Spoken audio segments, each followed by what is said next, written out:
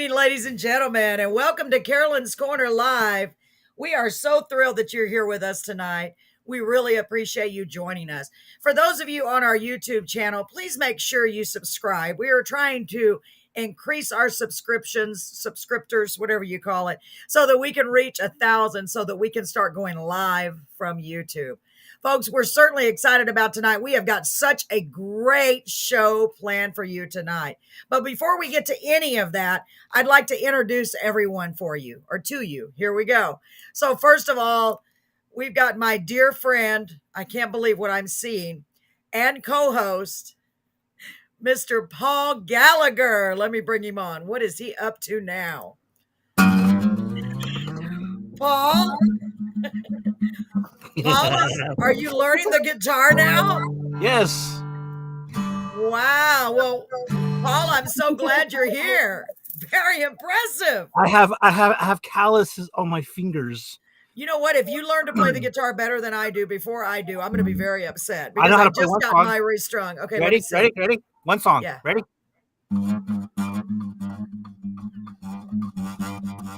That's a Jaws theme. Hey, you're so silly. Pretty good, Paul. Pretty good. Ladies and gentlemen, this is my co-host, Mr. Paul Gallagher. He is not only a dear friend, but he's also an author. Now he's a guitar player. Now he's a songwriter. Paul, really? You used to be just a magician. Now you're so many things. It's hard to keep up with all of them. So, Paul, guess who else is here? Sean Who's Christopher. Sean Christopher. All right. Yes. Bring it on. Yes. So hold I'm on curious just what a he minute. has to say. Okay. So let's bring Sean on. Sean actually does play guitar and he's a singer-songwriter.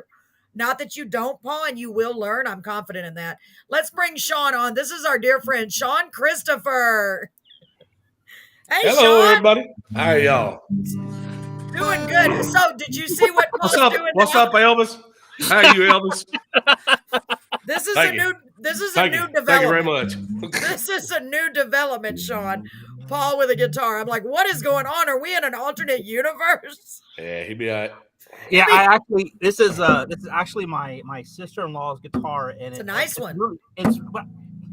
My studio is really too small for this thing, so I'm gonna hug it like this, like it's my best friend. You need to get a smaller guitar or a bigger studio. I'm gonna play like a cello. What does the headstock say? What does the headstock say? What does headstock? What's the name? What is the name? What is the name up there where those little silver things are? Thank you, Paul. By the way, for your and my information, that is called a headstock. Thank you, Sean. Yes, It says E for everyone. I say Elvis's. Oh my God! I told you it was Elvis's. Is it really Elvis's? No, I know. Oh. I don't know. An Elvis guitar, Paul. You're very famous. So I don't know. Hey guys, we got a couple of more people I got to bring on and introduce. Are y'all ready? Paul? Yes. Let her rip. Let her rip, Tater Chip. Let her rip, better Tater Chip. By the way, that's a great song. Let her rip, let her fly. Come on, baby, say it. Do you think? Tater Chip. Tater Chip. Did you know that song "Let Her Rip" was the one that Sandy Ramos wrote for the Dixie Chicks? Well, they're called the Chicks now. Did you know that? The Chicks. The Chicks or the Dixies. Oh, it's that whole PC thing. Yeah, something happened. Remember a long time ago? Remember? All right, so I've got a couple of more people to introduce. We have to focus, gentlemen. This is going to be a great night. I am so excited. So, first of all, I want to bring on our singer-songwriter for tonight. And Paul, I know that you are now a singer-songwriter. You're just blowing my mind with all this new stuff you're doing. Golly. I'm always trying to expand my knowledge. I love it. I think you're amazing. I just love you so much. So, folks, guitar. This first guest I'm going to bring on is going to be our singer-songwriter for tonight. I mean, he is a singer-songwriter.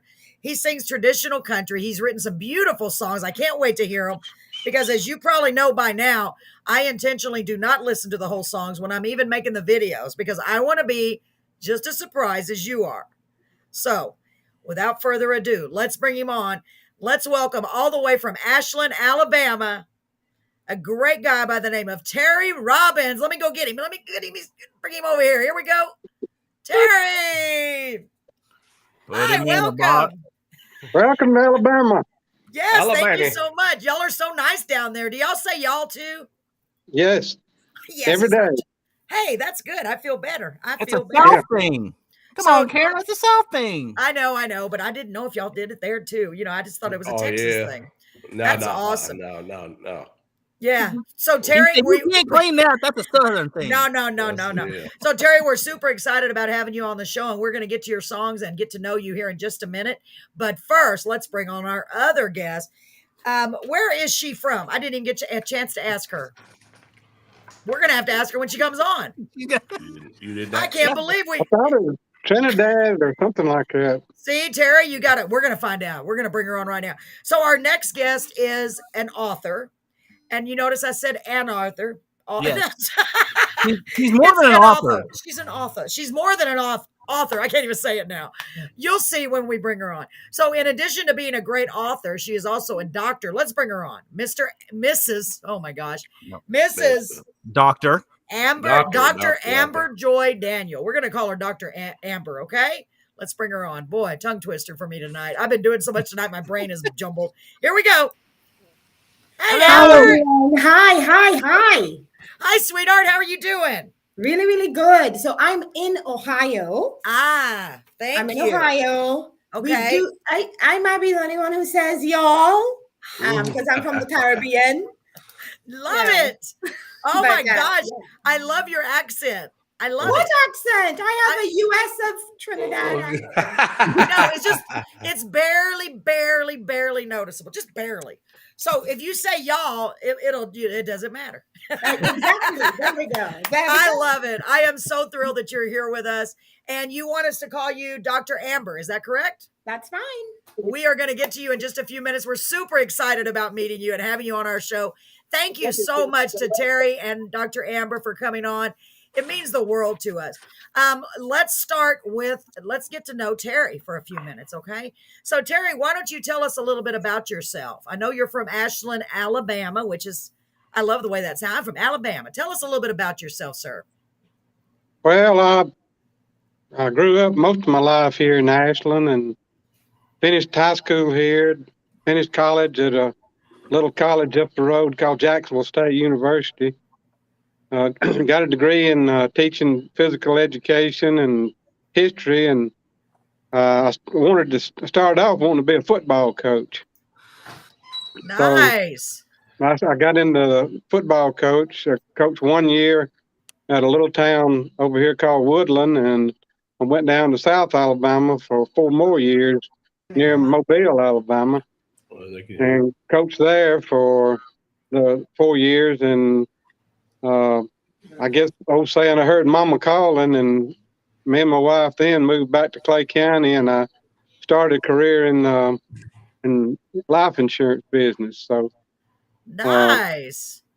So I worked that job for 32 years, and during that time, I was able to listen to the radio a lot while I was traveling. So I was able to listen to country music practically all day long. And my brother-in-law and myself and some more guys formed a little band. Just mainly the reason for the band was to raise money at volunteer fire department fundraisings and the rescue squad. Well, in fact, they called us the rescue squad band because we'd go to different parts of the county and have fundraisers for the rescue squad ambulance program, or if they needed equipment. And we'd do Merle Haggard songs, George Jones songs, Hank Williams, and then somebody would come out, auction a cake or a hoop of cheese off, or a ham or a turkey or something like that. And then we'd go back and sing some more. And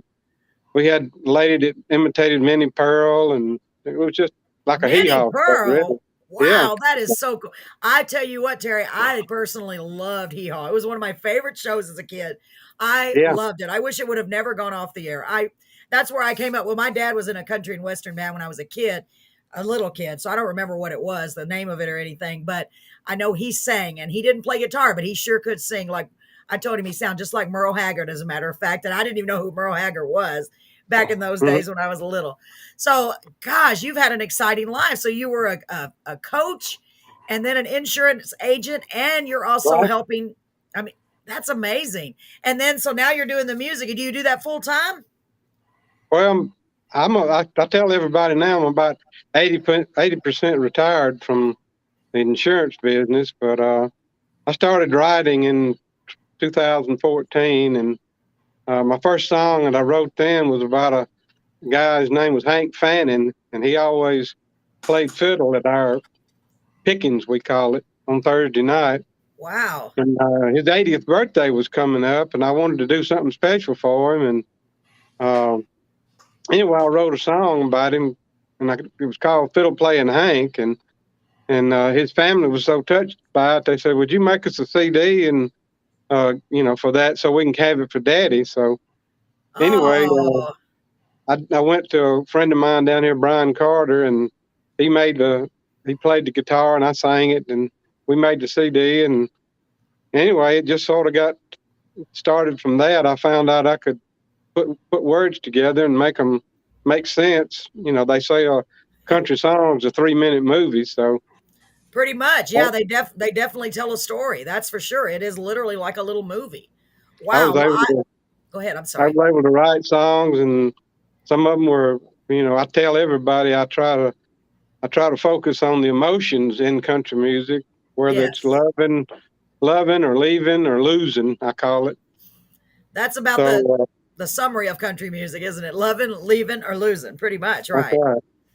So anyway, I was fortunate enough to get enough songs put together to build 3 CDs over the last 5-6 years. So I'm still Wow. writing.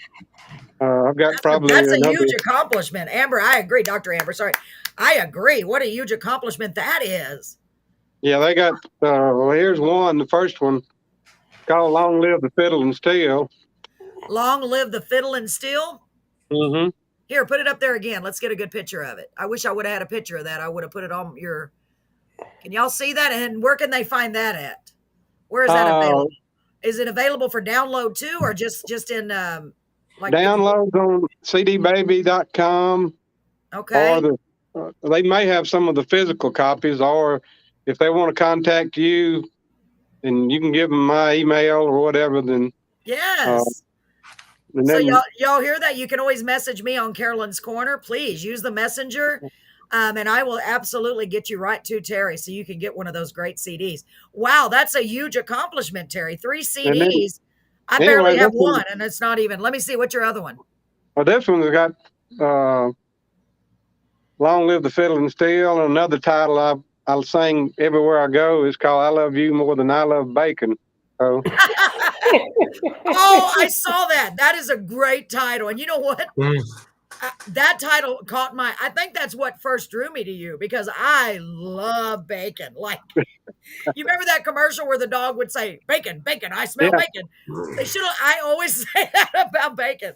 I'm bad. That's why. Oh my God, it's terrible. That's a great title. That is a great title. So, folks, and contact me, and you have another one. Go ahead. yeah, Go ahead, Terry. this one, second one's "New Memories," and we got a couple of songs off of it tonight, and Wow. I was able to do 14 songs on there, and 4-song tribute to Merle Haggard. This Wow. came out the year he passed away. So Wow. if anybody Golly. wants to hear "Working Man Blues," they can go to my YouTube. I mean my Facebook channel. I posted today "Working Man Blues" that's on this CD, and I they can get saw a that. sample. And They can get folks, a I sample. shared that too. Yeah. Go ahead. Well, I'm thank sorry. you. They can get a sample of what the guy that produces my music capable of, because on my CDs there's only 2 artists besides me singing, Brian Carter and Bruce Hoffman. Brian does all the lead guitar, bass guitar, drums, piano, Wow. sometimes dobro, and then Bruce Hoffman, which he played fiddle for Mel Tillis when he was in business, and he played fiddle and steel guitar on them. So Oh my it's gosh. amazing. It's amazing what those 2 guys can do. So Yeah. Well, with talent like that, I can just imagine. So y'all go check that out, okay? Make sure you go to his YouTube and you can find his Facebook page link on my page. So go to and Carolyn's Corner and you can find it there. What else you got there? this one is "Love Front," and it's a song I did write before I got into writing full time, I guess. Right. And I came home from a fundraising one night, and I was watching the weather, and it was talking about a cold front coming in. And I thought, well, what would happen if a love front came in? So awesome. Oh my gosh, Paul, you need to write that. Oh, we can't write it down. It's copywritten. You already wrote it. I already You have wrote an it. idea. That's It's amazing. It's on this one, and another song called Barbecue Buzz that I got to write with a bluegrass songwriter, Jerry Salley, and several more in Gatlinburg at a songwriters festival. And a lot of people liked it. It's about going out and going to family barbecue on a guy's farm, and a lot of people putting moonshine in the sauce to flavor it up, that kind of thing, and playing cornhole and just eating till you can't move. So wow, my kind of song, my kind of day too. That would be amazing. But that would be the only way I drink moonshine is if they put it in the sauce and I didn't know it, because that stuff is strong. Oh my gosh, Terry. So you've already had so much success and you've affected so many people in your life already. Because think about how many people have heard your songs and been touched by those songs. Well, that's what I hope I can do. You know, maybe somebody will get a smile out of it, or somebody will, have a special memory when they hear one of my songs, and it'll bring back a good feeling for them, or that kind of thing. So absolutely. Well, I put up on the screen a message from 10 Ron. Do you know who that is? He said, no. "Hello, Terry." No, you don't. Well, he must be one of your fans. Welcome. I guess your name is Ron, sir. I'm not sure. If you want to give me your real name, Ron. 10 Ron. That sounds like a song, doesn't it? Let me take that back off. The do Ron. Yeah, the do Ron. That's what I was thinking. The do Ron. So we've got a lot of great songs from Terry tonight. Actually, we have 4. We're going to try to get to all of them. Before we do, let's change this up a little bit. Terry, stand by for just a moment. Dr. Amber, real quick, why don't you tell us a little bit about yourself, honey? We'll get back to you in just a moment, Terry. We have so many great things tonight. Okay, so in a nutshell, what shall I say? I'm a 40-something mom of a 2-year-old. That is living in a gym, okay? That's living in a gym. Like, why didn't I do this 20 years earlier, right? Okay. Oh, my gosh. Growing up in the Caribbean, they said books and boys didn't mix, and I believed them. Hey, the people who mixed books and boys had babies in their 20s and 30s, okay? Yes. Smart. So I grew up in the Caribbean. Beautiful. Yeah, just a regular girl trying to make it there. And, life is a little different. Right. Regardless of what you hear in the news, America still is the land of opportunity, okay? Take it from somebody who lived and grew up somewhere else. You no definitely matter what know people tell you, America is still the land of opportunity. And so I never thought that I would come live here or anything like that. I actually lived in London for 5 years, I had the opportunity to travel abroad.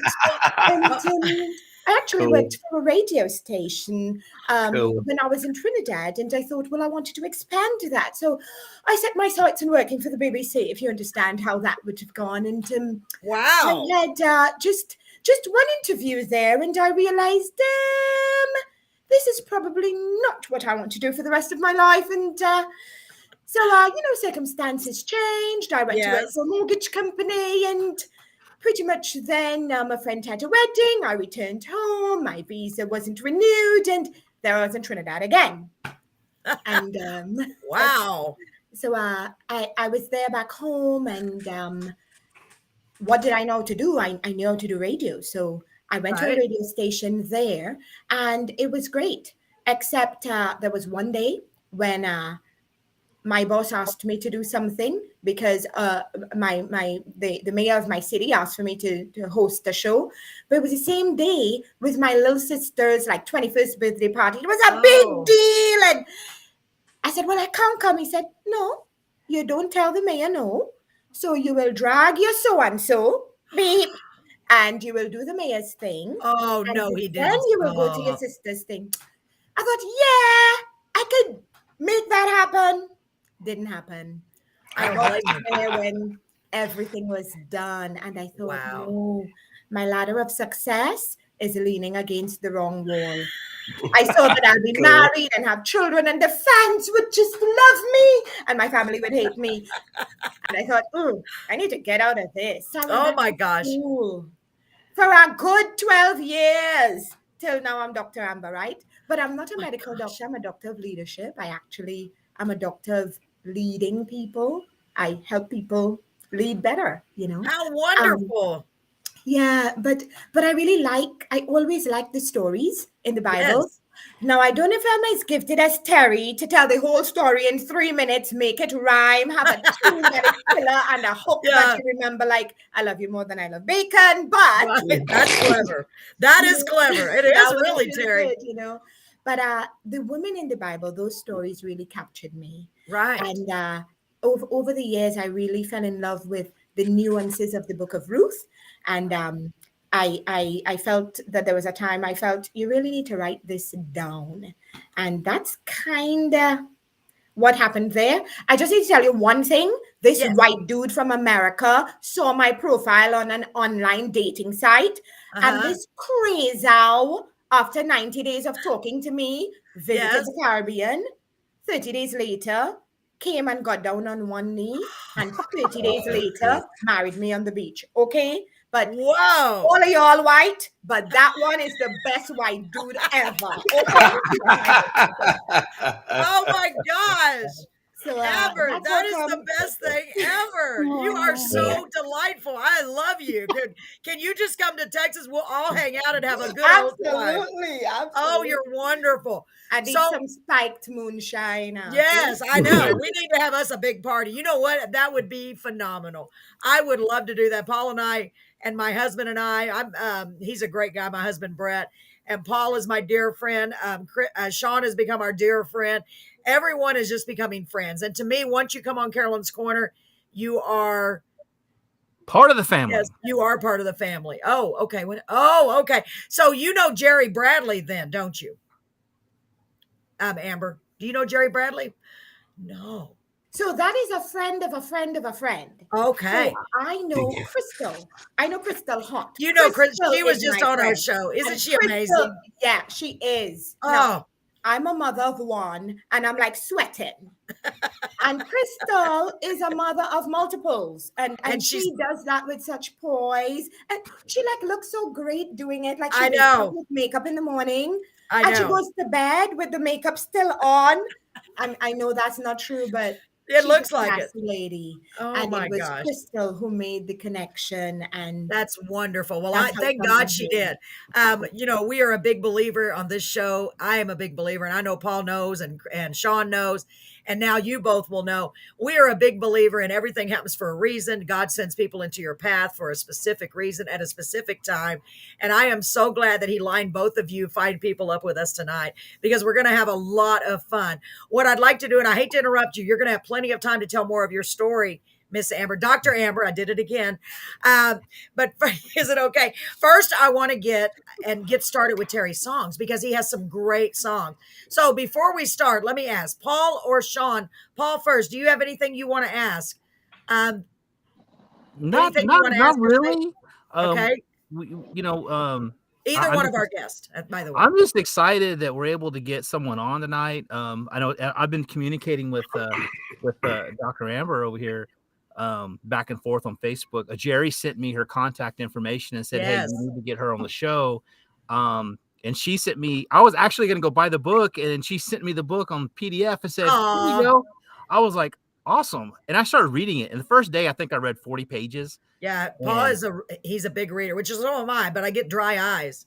Yeah, and I think I finally was, and then me getting It's busy true, and Amber, it's everything, true. I picked it back up. I think I'm on page like 80 or something like that. I'm gonna finish Wow. it, but I got to pay. And the story, yeah, we'll get into all that. But yeah, We'll get into all of it. Yeah, for real. What It about was you, Sean? Do you have anything pretty you good. want to say to any of our guests, either of our guests, before we get started?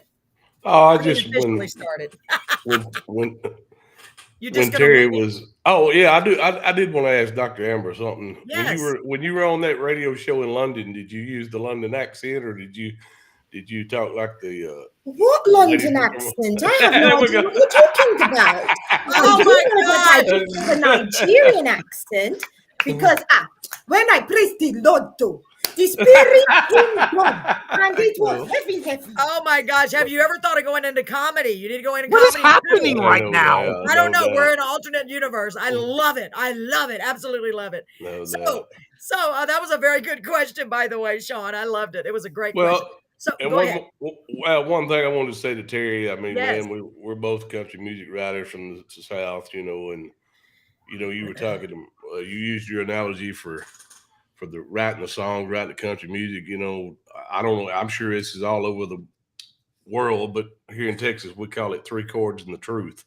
That's right. I mean, that's just the way it is. Like you said, you said what you say, loving, leaving, and something else. My wife, Loving, leaving, and losing. Yeah, my wife said smoking, cheating, and drinking. It's like y'all are covering every spectrum of human emotion possible with y'all between the two of your songs. It's amazing. Oh my gosh.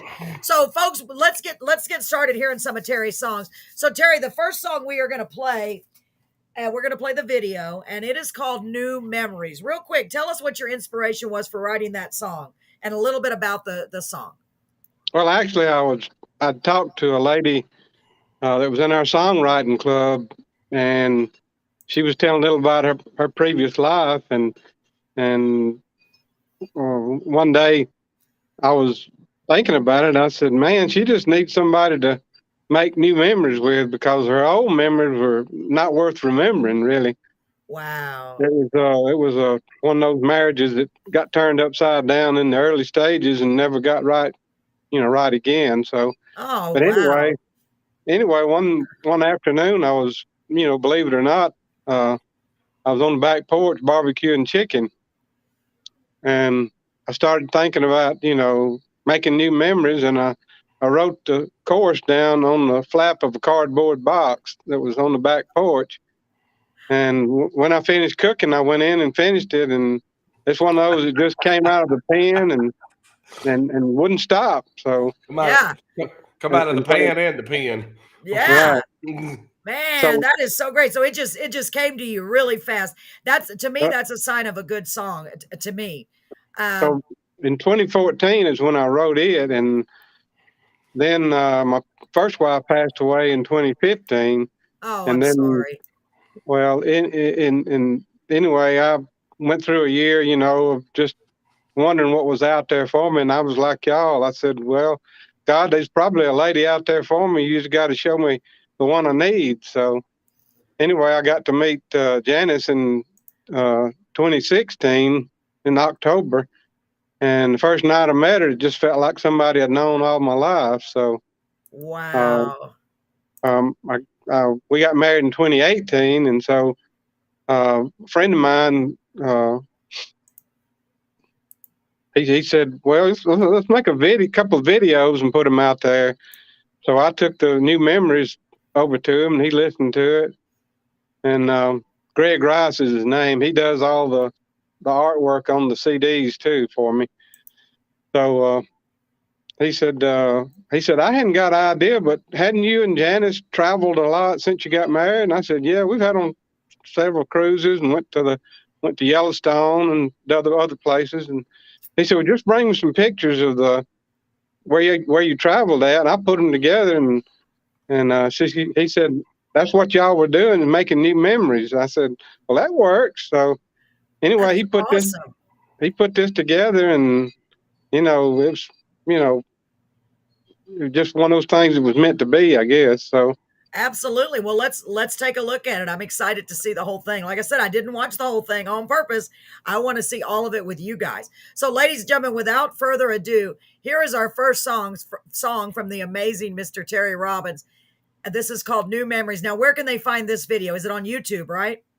It's on YouTube. Mm-hmm. Okay. So we'll try to get your YouTube address. Paul, wink, wink. Paul is he's so fast. Here we go. Here is New Memories. You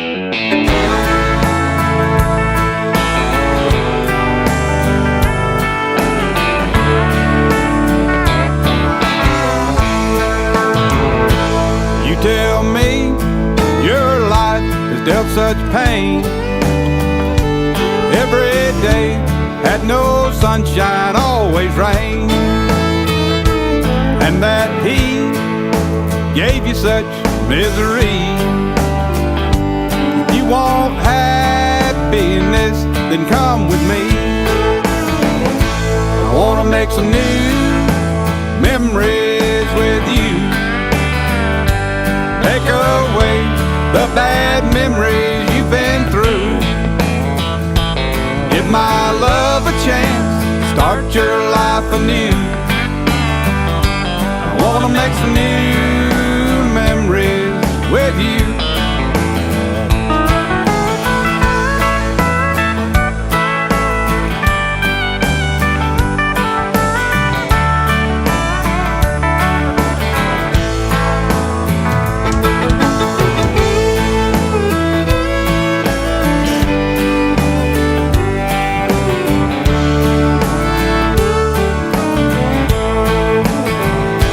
I promise that I'll love you every day, and I'll never let bad feelings come your way.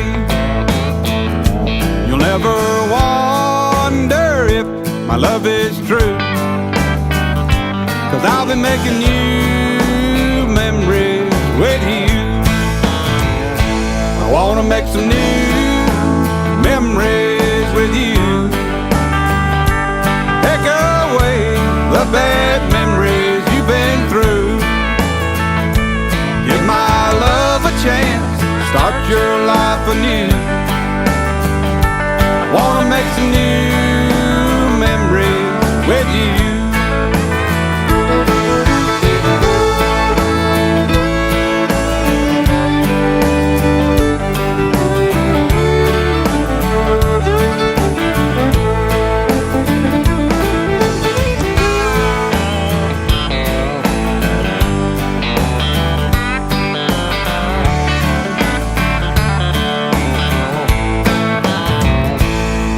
Make some new memories with you.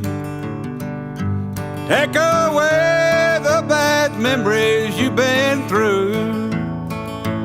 Give my love a chance, start your life anew. I wanna make some new memories with you. I wanna make some new memories with you.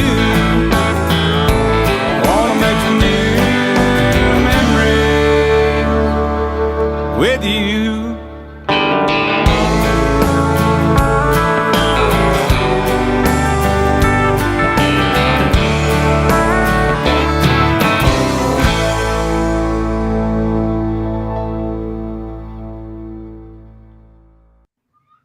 Wow, Terry, I love that song. I really love Thank that you. song.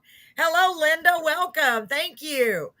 Thank you so much. Oh my gosh, Terry, that is such a beautiful song. What is your wife's name? Janice. Janice, what a beautiful woman. Oh my goodness, y'all make the perfect couple. I just see the joy just in your eyes in those pictures. Gosh, I can see. Yeah. Oh, you just touched my heart, Terry. You just touched my heart and Yeah. soul. You really did. That is She was really a blessing to me. I mean, I ain't gonna deny it. She just wow. she fitted me from the start. So Oh my goodness, that is so great. I think she's gorgeous. I'm writing down her name. That's my blessing. My blessing just got on here, Terry. Yes, okay. Linda is on here. Yes, Yeah, I know she's he feels the My same way. blessing's in the living room, too busy talking to My friends. to blessing's FaceTime. having dinner with his sister right now. Oh my gosh. Yeah, Dr. Amber, my wife's an author herself. Yeah, so we I love it because we have because songwriting and authors have so much in common in a way because you're both Yeah. trying to convey a story to the audience. And boy, Terry, you portrayed that story perfectly. I mean, there was no doubt. What a well-written song. And I love It it. was very well Gosh. written. I caught Yes. up there. I know, me either, Paul. So beautiful. I mean, really, and your voice is really nice. I love your Thank you. voice. Thank you. Gosh, I can see why you're actually sing that doing song? this. Yes, that was him, right? That was I you mean, singing? Yeah. that What? was Terry. Why are you here? You should be out there with George Strait and all He the should be. singing So country many, so songs. many. But do you play a lot of gigs right now, Terry?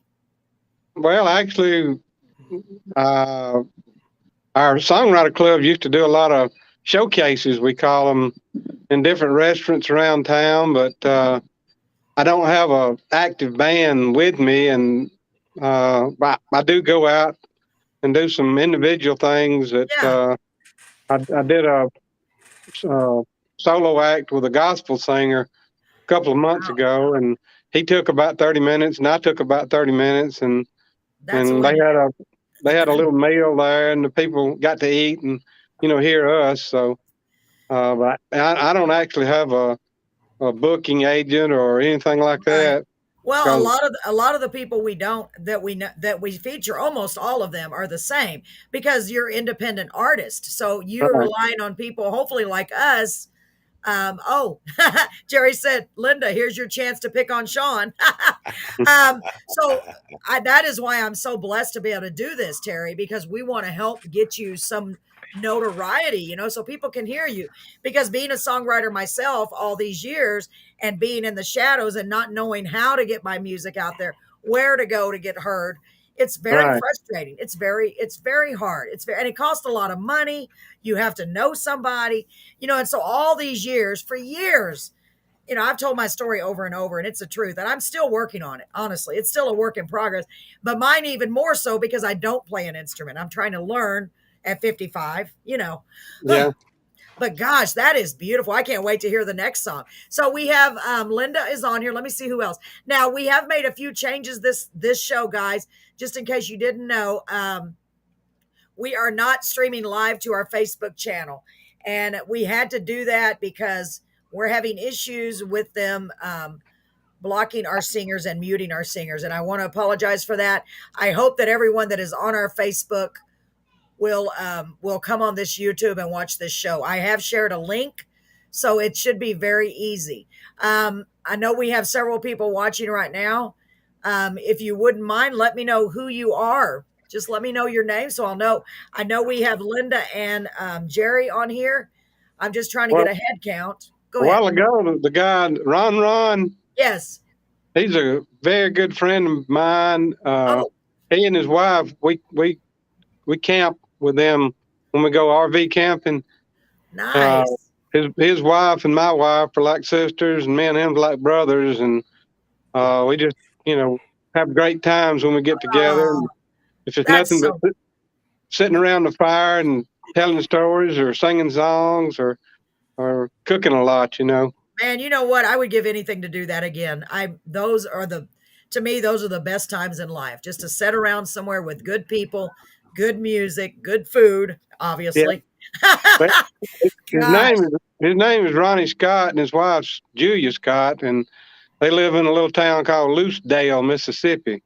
wow. Well, one of my biggest things is I wish that we weren't all so spread out because honestly, wouldn't that be something if we could all get together? We have a big deal coming up on the 23rd here in Beeville, and I'm in Beeville, Texas, which is near Corpus. It's an hour north of Corpus Christi. Mhm. We have a deal coming up called BAM Fest, and they've asked me to sponsor it or host it. I'm sorry. I'm super excited. So I'm going to be featuring a few bands, and we're going to have vendors out there and so forth. So I would love, gosh, you know what? We're working on something. Paul, we got something in the works. I'll talk to you about it later. Maybe. You never know what's going to happen. You never know. God just keeps blessing us. And that's really the truth. That's how I feel. Is it Things this? are just falling into. Huh? Oh, Is Paul's it doing that? his finger. No, but maybe I'm working on that too, Paul. I'm working on that. I'm working on you. I'm working on you. So anyway, Terry, I love that song. And I know your others are going to be just as great. I got to get to the other one. Sean, what do you want to or Paul first? Paul, what do you want to say about that song? I know you loved it. What are you doing? He's doing another magic trick. Go ahead, Paul. No, what? I'm sorry. I was too busy sticking fingers in my mouth. He's No, trying to be funny. He's Yeah, well, I'm trying to be- he's actually a magician, but he hasn't been doing magic because he's been doing author stuff. I've been writing. I've been busy. Now And he's so, writing you know, songs and learning guitar and taking care of two young kids. Yeah, it's funny, Amber, that you said that you're 40 with a 2-year-old. I'm 47 with a 7-year-old and a 6-year-old. I mean, a 5-year-old. So he understands. I feel your pain times 2. And plus, I just had my daughter had twins, so now I am a grandfather of a boy and a girl that I'm gonna have to, get involved with. And she said 40 something. Yeah, it's something. And if y'all hear knocking and you ain't pinning her down. Yeah, and real quick, let me tell you what Jerry said. He said "Red Dirt Country." I loved it. I loved it too. I thought it was great. I love the song. It's awesome. Yes. It's one of those songs because you were talking about how you went cruising and you went to the, and you travel in your RV. Yeah. My parents have an RV, and so that's what they do. They, on the weekends or when they just feel like it, they're like, hey, we're gonna go out to the lake, an hour and a half away, and they just go park their RV and they just camp and they love it. That's what I want to do so bad. For real. I told Brett, let's get an RV. He said we can't afford it. I said, but we're not going to get anything done. You know what I mean? It feels like we're just going to get old and we're not going to do anything, so yeah. Well, I've already decided as soon as I retire from my job and the kids are a little older and I can kick them out of the house, and I'm just selling my house. I'm getting an RV and I'm just going to go travel. Yeah. Yeah. Well, what about you, Sean? Do that. Yeah. What were your thoughts on that song, Sean? I know we want to get back to the next song, but go ahead. Very, very, very solid song. I can see why you use those guys in the studio that you use. Those are great guitar playing, great. I love the steel on it. Of course, I'm not a steel player. One of these days, that's probably going to be my next instrument to try to learn. But I love the cry of a steel guitar, man. I mean, and those guys are very, very awesome. Of course, you can't have good country music without a little steel guitar. But it was a very, very great song. Yeah, thank you so much. Absolutely. And Paul just said the song was amazing. What about you, Dr. Amber? What notice it's a Facebook thing. I'm messaging on Facebook. Oh, so they can. Okay, hold on. They can message from Facebook. I was wondering. On my channel because I shared it out. Okay. Did you share it with me? I don't know. I'm trying to learn all this stuff, y'all. Y'all. That's gonna be Dr. Amber's next. Yes, you can use it anytime. She finna be doing some of that southern Destiny, y'all. Destiny. Exactly. I love this song. I know. Go ahead. Yes. Terry, I think that's the destiny question, right? That even Ruth was asked that of Boaz. I know you had Malon. I know you had that boy and he died on you. And he made it look like you barren. You can't make no babies. And everybody say you a witch because you're not even Jewish.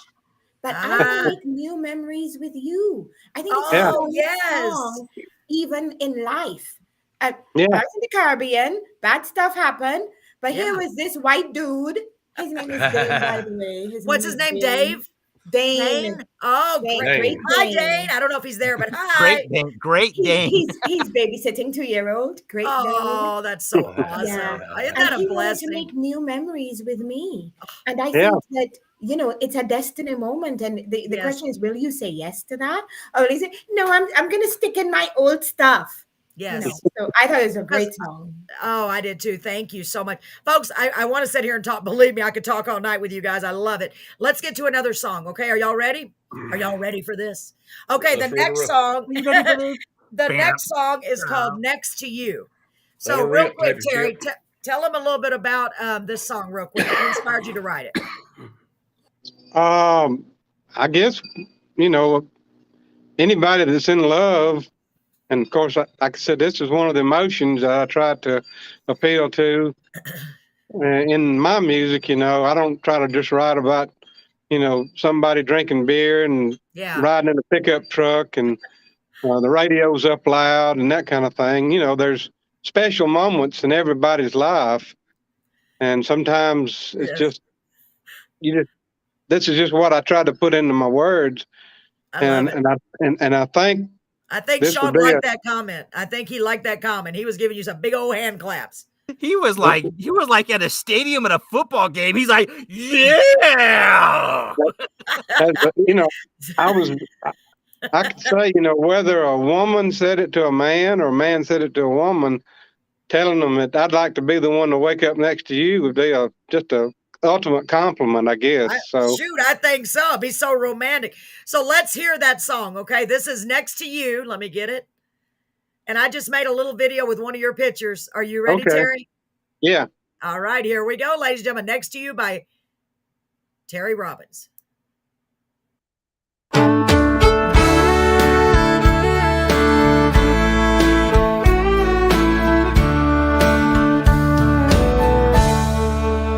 I'd like to see the morning sunlight on your face and feel the loving touch of your warm embrace. I'd like to be there to start each day anew. I'd love to be the one to wake up next to you. I'd love to be the one to wake up by your side and give you all the love that my heart can provide. You'll know that forever I'll be true. I'd love to be the one to wake up next to you.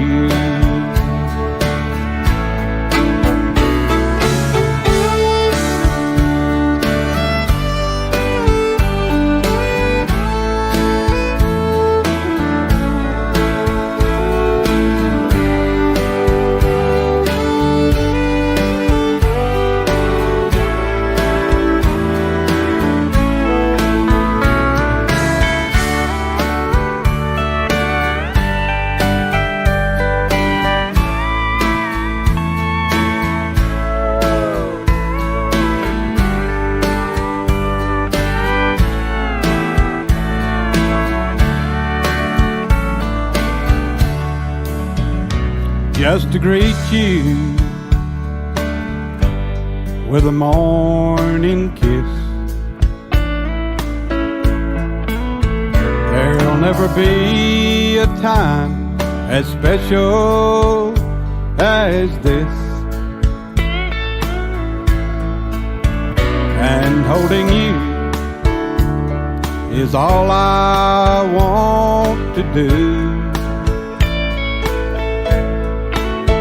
I'd love to be the one to wake up next to you. I'd love to be the one to wake up by your side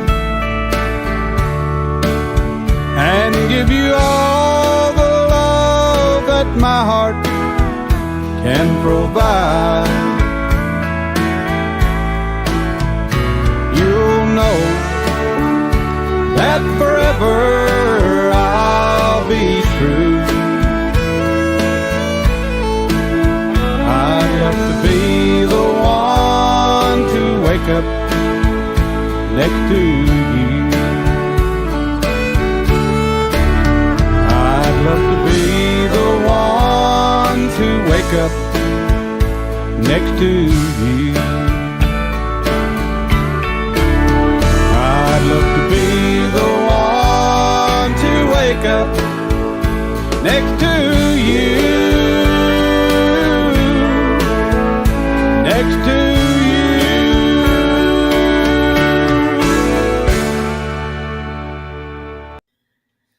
Wow.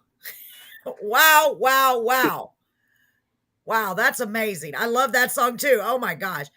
Terry, you are a very talented man. You know that, right? Thank you. I just don't, one of these old sayings, I just don't want to die with a song in me. No, you know what? That is very true because I talk to my husband about this all the time. It's our legacy. These songs and these books that we're doing and songs that we're doing, Yeah. they're our legacy to the next generation, to our children, to our children's children, and so, I think about that a lot. I know everybody has to, because you look back, I've looked back on my life, and so many people I know, they didn't leave anything written or, or anywhere. And now people can look back and say, long after we're all gone, wait, I know Yeah. that was my grandpa, that was my dad, that was my great, you know what I mean? How Yeah. amazing is that? I want to show you a great message we just got while we were listening to that song. This is from our dear friend Jim Akins. He was just on the show last week. He is Yeah, I heard him. Yes, he is all the way in Scotland. From And he Scotland. yes, he says, Terry, your song is really good, almost as good as mine, called Reach the Sky, LOL. Must get back to sleep here in Scotland. What a great compliment. He loves it. He's just a really nice guy. I really enjoyed having him on. And Yeah. so Linda said it's about leaving something behind. That's what Linda said. And Well, let me see. I've always wanted to hear that song played in some Texas dance hall where everybody could get up and slow dance to it. And if you want to, you have my permission to take it down to one of your friends and have them play it at your karaoke or whatever. You know what's so funny about that? Reaction from it. Absolutely. Thank you. Because I will do that. I plan on playing all of your songs on the radio show, my radio show on Monday, if with your permission, of course. And then I'll take them to the karaoke show at the VFW, which is our biggest show. And I sure will play at least one or two of them there. I sure will. Thank you for giving me permission. And let me see. One of the things that's really cool about what Carolyn does is not only the show, she also has a karaoke show. She has the radio show, and it reaches so many people. And yeah, they're small towns, but we're also getting reach. You know, we're trying to get the reach out to around the country and even around the world now, because we had a while ago we had Jim Aiken on here, and he's from Scotland. Yes. I know, and isn't that something? Listening, and he said he had to go to sleep because he stayed up too late, which I think is like 4 o'clock in the morning or something like that. Yeah, it's 6 hours later over there. That's at 8, 9, 10, 11. Watching this it's live like 2:30. Beyond me. It's amazing. I'm so thrilled. And everyone that knows me has been on the show or seen the show knows. My big thing is I am so blessed. I am beyond blessed. No matter what happens, I have to be able to do this and to be given these amazing opportunities and let you guys be heard and seen is just incredible. It's something I never thought I would be doing. I honestly believe that it's my destiny, and I know Paul believes it too, because it's almost like we have to do it. It's like we have to keep going because I can't even describe it. I want you to see. There's a good friend of mine. Her name's Beth Brown. I don't know if you've ever heard of her, but she does a radio show in the Yass Valley, Australia. And she's played my songs ever since 2014. Oh my and now she's got a show that's going into Belgium, and she played one of them the other night, and I was tickled about that too. So, but having folks like you and her really, makes a fellow feel good that they'll, let their music be heard by hundreds and thousands of other people. Oh my gosh. You are more than welcome. I mean, it's an honor. It's my honor. I know it's Paul's honor and Sean's honor. Sean was just on our show a few weeks ago doing the exact same thing. And Sean is an amazing singer-songwriter too. It's just so cool. And the more we do this, the more of a family we are growing. And it literally is like growing a family, isn't it, Paul? Yeah. Definitely, because I know y'all couldn't hear me because of the mic, because my lips were moving and I wasn't saying anything at all. But no. But no, it's amazing to have, and I say it every show, and I'm going to continue to say it every show. Yes. It is amazing to find people with such great talent, and because, and like I said, and I've said it, I'm gonna beat the dead bush. I'm gonna just keep on doing it. Y'all need to be heard, and yes, in any, even though we're a small little thing. If you reach 10 people on the show, 20 people on the show that go, and then we have more people that come back and watch it. I think we have a lot more that come back and watch it now. Yeah. Like views, and people, and they'll actually take the information, they write it down, they go get your stuff, and they're like, hey, I've never heard of this guy before. I hope anyway. Well, and that's the whole reason why we're doing this is because, and we always say, we don't know who's listening to this or watching this. That's true. And they're gonna be like, who's that fool over there just doing all crazy stuff? And that's just, I mean, who knows? I could be picked up as a comedian. There You you never go. know. And it's funny because people are already getting to know us because they'll make little comments about things we say or do, and we don't even remember doing them. Sean, you were going to say something about the big thumbs up, the crazy thumbs up you were doing a while ago. What was that about? Well, man, and I've told you this, Carolyn, Terry, I agree with you. This is the only way my Texas self could word this. I'm sick to death of hearing about drinking beer, riding in my 4-wheel drive truck, and don't get me wrong, I'm an East Texas boy, and I love 4-wheel drive trucks, and I love a cold beer. Yeah, but I'm just. Let's get back to writing about life. Let's get back to writing about feelings and relationships, and I'm just, man, and I may get, if people are listening, they may go, well, I don't want to listen to none of his stuff, but I'm just. Well, they'd be tired missing out if they did say that. I don't. That's all they're pumping out. I mean, every song is. There's just so many ways you can sing about it. I know. On mainstream radio, that's what you're hearing. What about you, Dr. Amber? What are your thoughts on that last song, or any thoughts in general? We're going to go to the next song real quick. Go ahead. Husby and I love dancing. So as soon as I heard the intro, it was cheek to cheek. And then as I heard more and more of it, forget Husby and me, couples, wedding, first dance, barn wedding, That's her perfect. boots, her short bridal dress. I could see it. I could see it. It was so perfect. Absolutely. Oh, she's a visualizer. I love There it. you That's go. such a, and you were putting comments in here, but I wanted you to share that. That is such a great idea. Oh my gosh, that would be a perfect song for a wedding. Yeah. Oh, Terry, maybe that's what you should do. Go to weddings. Start trying to advertise to go sing at weddings and stuff. You have some great heartfelt music that could really oh my God, apply to a bride and groom. What a great idea. Well, You're a genius, Terry, I did want to tell you this, man. Paul and Dr. Amber may not know who this guy was. Carolyn, you will remember him, and I know you will, Terry, but you have a very David Ball sound. That song is David. Oh, you yeah. remember David Ball? Oh yeah. Is he the one that's saying, yes, I admit? No, that's not him. Exactly. He It did is. say I Riding with got a Private Malone. drinking problem. Yeah, Yeah. exactly. But He had I a mean, real high You're gonna tone, have though. me go look up who this guy is so I can hear his music now. no, it's Of course. David Ball, man. Hey, He's Donovan. got a real great song that I particularly love. He had several great songs back in the 90s, but one you need to go look up, Paul, is called Riding with Private Malone. Oh Yeah. my gosh. Great song. That is such a great song. It is. Riding You're with right. Private Because Malone. my dad had. You're yeah, right. no, So I okay, want to put what Donovan, I'm glad you're here. I didn't know you were here. Donovan put on here, amen. I miss old country music. It's all country hip hop. You're right. It is different. It's completely different. So Miss Amber, Dr. Amber, do you have anything you'd like to add? Call She her says Doc. she doesn't care. Just call You her. guys are Call gonna her make Doc. me look up everybody. I'll have it. So my husband had to teach me everything American, starting with okay. American football. They were all on this side. How come they're all on that side? I don't get it.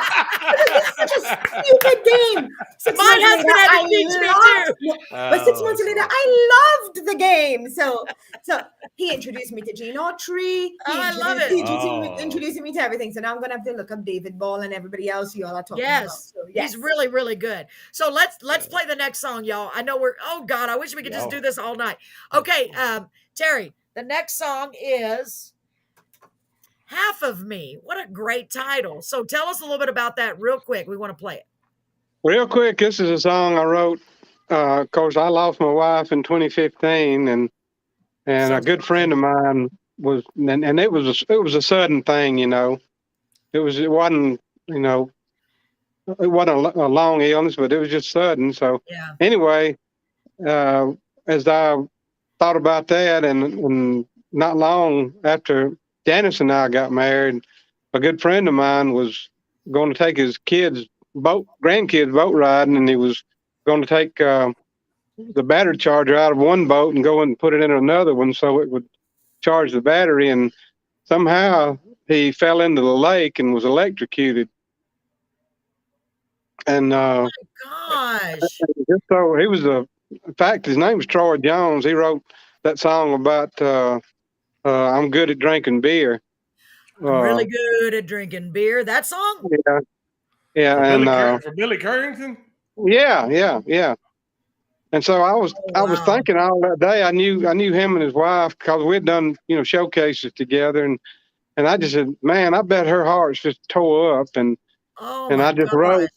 And when I lost my wife, I said, man, it feels like half of me's gone. So, and I just Oh, I just went in and sat down and I wrote this. And of course, I've never let her hear it or anything, but it's just that my experience and what I think she was going through would be sort of what's echoed in this song. So oh my it's gosh. a losing song and it's sad. So Yeah. You're gonna make me cry. I know you're going to country make music, it brother. too. So country before we music play it, I want to gotta read be sad. what our dear friend Jim said. He said, Sean, I told my guitarist what you said about the sympathetic play with the lyrics, and he told me to thank you. He is working on another song for me. He is the best I have found. So we'll get back to that in just a little bit. Okay, Sean? Yes, ma'am. Wow. I'm so sorry for all of these. Gosh, 2 things in a row. I'm so sorry, Terry. That's where unfortunately, the best songs come from the hardest times, I believe. It seems Well, like the hardest. Life.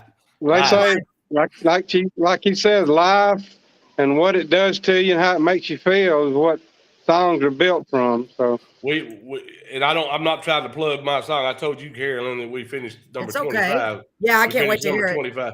It's called Dancing. It's called Dance in the Rain, and the song is essentially about a couple that has been married a long time. Life's thrown them curves. They've just been living life, raising children, and they've gotten away from each other. Yeah. And there was a time when they danced in the rain. Oh, And it's the husband singing. you're gonna make me cry. Y'all stop making me cry. It's his husband. The husband singing to the wife, and he's like, I became something you didn't know. You were searching. Anyway, it's like, can we get back and dance in the rain? Well, you know what, Sean? You're gonna have to send it to me. We will play it as soon as we can for you, for sure. Well, like I said, I'm not trying to steal anybody's thunder. I'm just making a point here. Life, living life, y'all. No, that's it's just absolutely living right. life. So let's play this song, Half of Me. I know it's gonna probably make me cry. Get some tissues ready. Now. I know. Gosh, Terry, you are so great with words, sir. Honestly, Thank I can't you. wait to hear. You're welcome. Here we go. Here is Terry Robbins' song, Half of Me.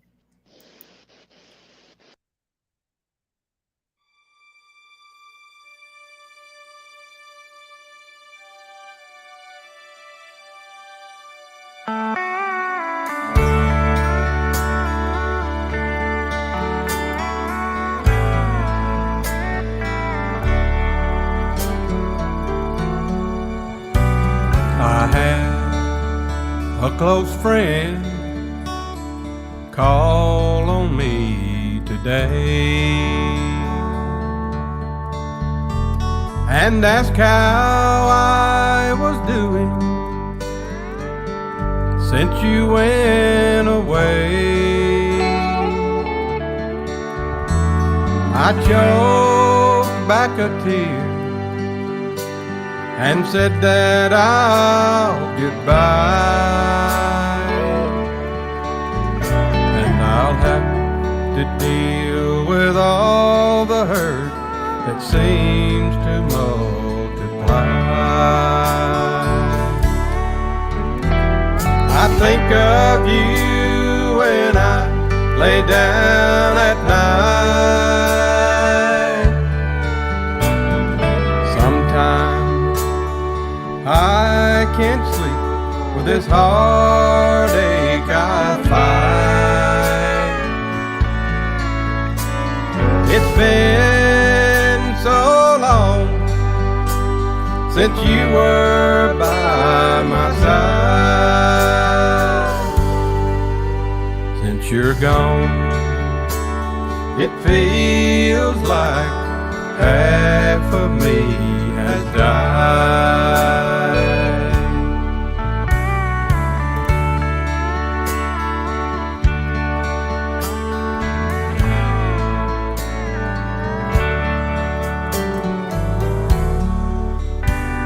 I still keep your picture on the table by our bed,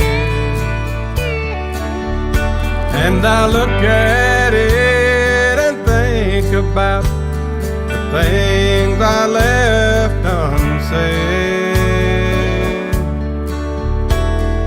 I just can't believe how life turned out this way, and that I won't have your love to get me through the day. I think of you when I lay down at night. Sometimes I can't sleep with this heartache I fight. It's been so long since you were by my side.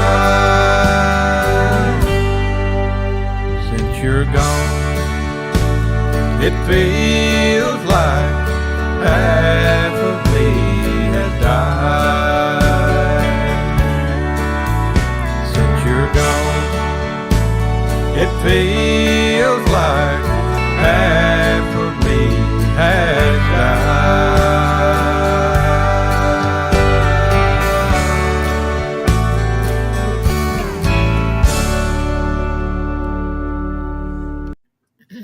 Okay, before anybody Wow. talks, I have to drive this home.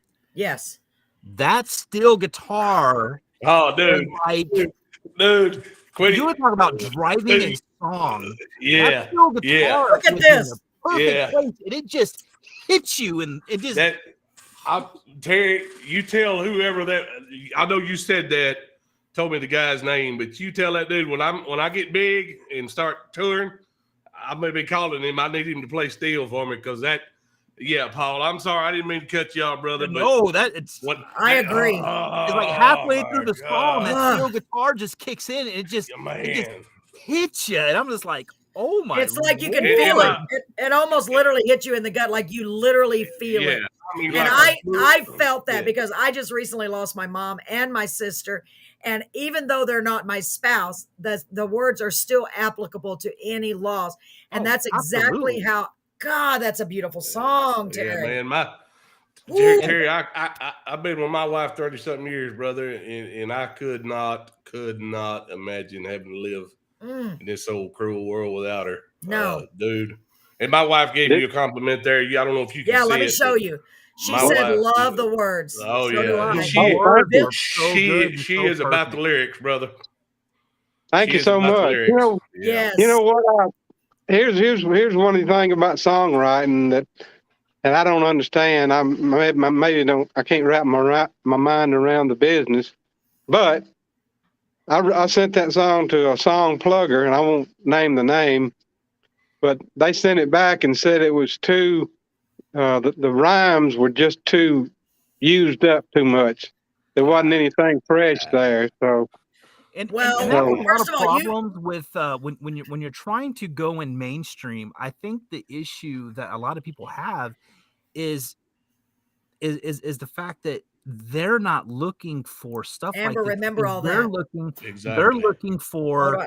hip hop. They want fast. They want feel good because Yes. they're pandering to the younger generation. Exactly. And I feel like the older generation is just being pushed out. And some of these songs are like, I mean, it sounds like a classical country song, and Well, it deserves to have a It does. spotlight. It does, but unfortunately, mainstream radio is more into the Yeah. rock. well, So I want to show you. Hold on, Sean. I just want to show you. This is a new listener. I'm so glad you're here, Jeffrey. Jeffrey will be on our show tomorrow. I think I have to look. I think it's tomorrow. So hi, Jeffrey. I'm sorry. Jeffrey said pedal steel is my favorite of all time. He said that before y'all even said anything about it. So I just want to cut in and let you know I this. saw it. Yes, and then go ahead. Was the audio okay on your side? It was sort of spotty on mine. Dude. Oh no, it was spot on. It was I beautiful. want to ask you a question, and I know this may be very personal, sir, but what is it called? I've went to producers around here, and Yeah. some of these guys around here want $2,000 a song. What do these two guys charge you to record your songs. I mean, I know the logistics part of it is going to be pretty tough for me because I'm over here in East Texas, in there in probably Alabama. Or do you want to wait and discuss that after we go off the live stream? Yeah, that's up to you. Okay. That's fine. I mean, I'm probably going to have to get off of here in a little bit, y'all. But tell John, Carolyn, you can just friend me on Facebook and we can do Messenger or something. That'll work. Absolutely, because I don't know if it's be a good idea to put that information out there. That's good. That's fine. Yeah, I'm good absolutely. So let me see what else we have here, because the comments are, of course, coming in like crazy. Gosh, I just love that song. You almost made me cry. I had to choke it back, honestly. Beautiful. So let me see what this is. Hold on, let me get this. So another thing that people say is that people don't like ballads anymore. So I don't know where they heard that at. That's what I love. I love ballads. Billy Wright said steel guitar. Whoops, hold on. Let me elaborate just a little bit on what Paul was talking about. They're pushing all this other stuff out there, and I think a lot of it has to do, and I don't, when I was a kid, when we were kids, we didn't really think about things like this. But these kids, they can't relate to what these songs are about because they haven't lived them yet. Yeah, that's true. They haven't went through. So I guess I'm playing the devil's advocate is about what they're pushing this beer drinking, truck driving stuff out. Because that's what the kids are doing and that's what they know. Party song. Absolutely, exactly. absolutely. So guys, could I jump in? Yes, could I jump in here, guys? Please do, Amber. Please do. But we're leaving out something. What's that? Because a lot of these kids, so this song for me was about my mom. I mean, so many of the lines you said, I still keep your picture on the table. Yes. I think about the things that I left unsaid, I'm on the brink, as you can tell. Me too. Me too, Amber. But these young people, they've experienced loss. Some of them have lost their daddy, some of them cancer and other things. And where are the songs that give them a safe place to mourn? Not these, I want to kill myself 2 songs. Okay, don't let me sing somebody else's song. But you broke my heart, so now I want to kill myself too. Yes. Where are the healthy mourning songs that allow them to mourn? And so now let's talk leadership for a minute. If I have no capacity because I've just been choking this pain down for years, now I bite up everybody. And now I want to sniff something, snort something. Now, if I want to play the music super loud, and now I want to, I'm trying to drown out the pain. So we need these songs, Terry. We need these songs to help me get all these emotions out in a healthy way. And now I have capacity to live another day.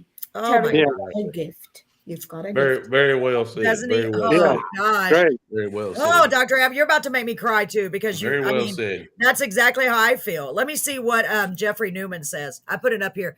He said, I love ballads. Contemporary radio doesn't apply to real life. That's absolutely true. And that's why I'm also excited for our little radio show, because we are making it a point to play what people really, and I know the mainstream want to hear this, but as far as I'm concerned, all of us in this generation, in this group, in this atmosphere, well, I don't even know, we want real music with real meaning, and I do some of the new stuff I like, but I am old country. I like it, the old country, the old sound, which is exactly what you're bringing us. Same thing as Sean's bringing us. Same thing as a lot of our guests have brought us. Y'all, I mean, a good song is a good song. I mean, there's music out there that's being played and done today that I do like, but it's a whole lot fewer and far between than what, and Paul and I agree on one thing. One of the first times I ever met him, I said this, and he was like, heck yeah. I'm putting everybody on here, I can see him. For everybody you see or hear on the radio, for every author that has made it famous, there's 1,000 more in these woods that are just as good, if not better. Mm-hmm. Absolutely. Right. And they've got a message to get out. I agree. So. And I like what Jeffrey said. Jeffrey, thank you for interacting. He said, write for yourself and you'll always be satisfied. It's so true. That's right. Yes. That's right. I love it. I love it. So we do have one more song from Terry. Terry, gosh, man, you're You are such a gift. You have, honestly, that is what Dr. Amber said, that you have a gift, and I agree. And what was it? Thank you. And the kids need this, don't they? That's You're right. right, Amber. They do. They need it. Dr. Amber, sorry. They need to be exposed to that. I keep doing it. I They call her need Doc. to Just call her Doc, Carolyn. Doc. Yeah, but I keep calling her Just Amber. call her Doc. They need to have a place, a way to, Yeah. because I know a lot of kids, especially through the pandemic, a lot of children lost their parent or their grandparent and what do? They go play video games all day. They don't sit down and take the time, because especially as a young child, you don't disregard them necessarily, but you think it doesn't affect them. Yeah. Oh, did you see that? My husband is on here right now. I want to show you. This is my husband, Brett. He's in the other room on the big screen. His sister is visiting, and he said that song made his sister cry. See, that's why I'm saying that song just hits you. It just gets you. Like a Louisville slugger in the gut, man. Yeah, exactly. Oh, yeah, especially that steel guitar.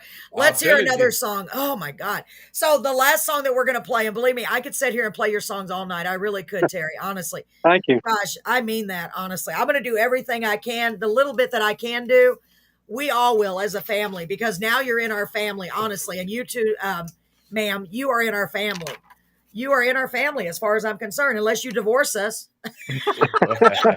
So let's play the last song. It sounds like it's a little bit more joy. I mean, you've been through so much, Terry, and look at you, how you've completely turned things around.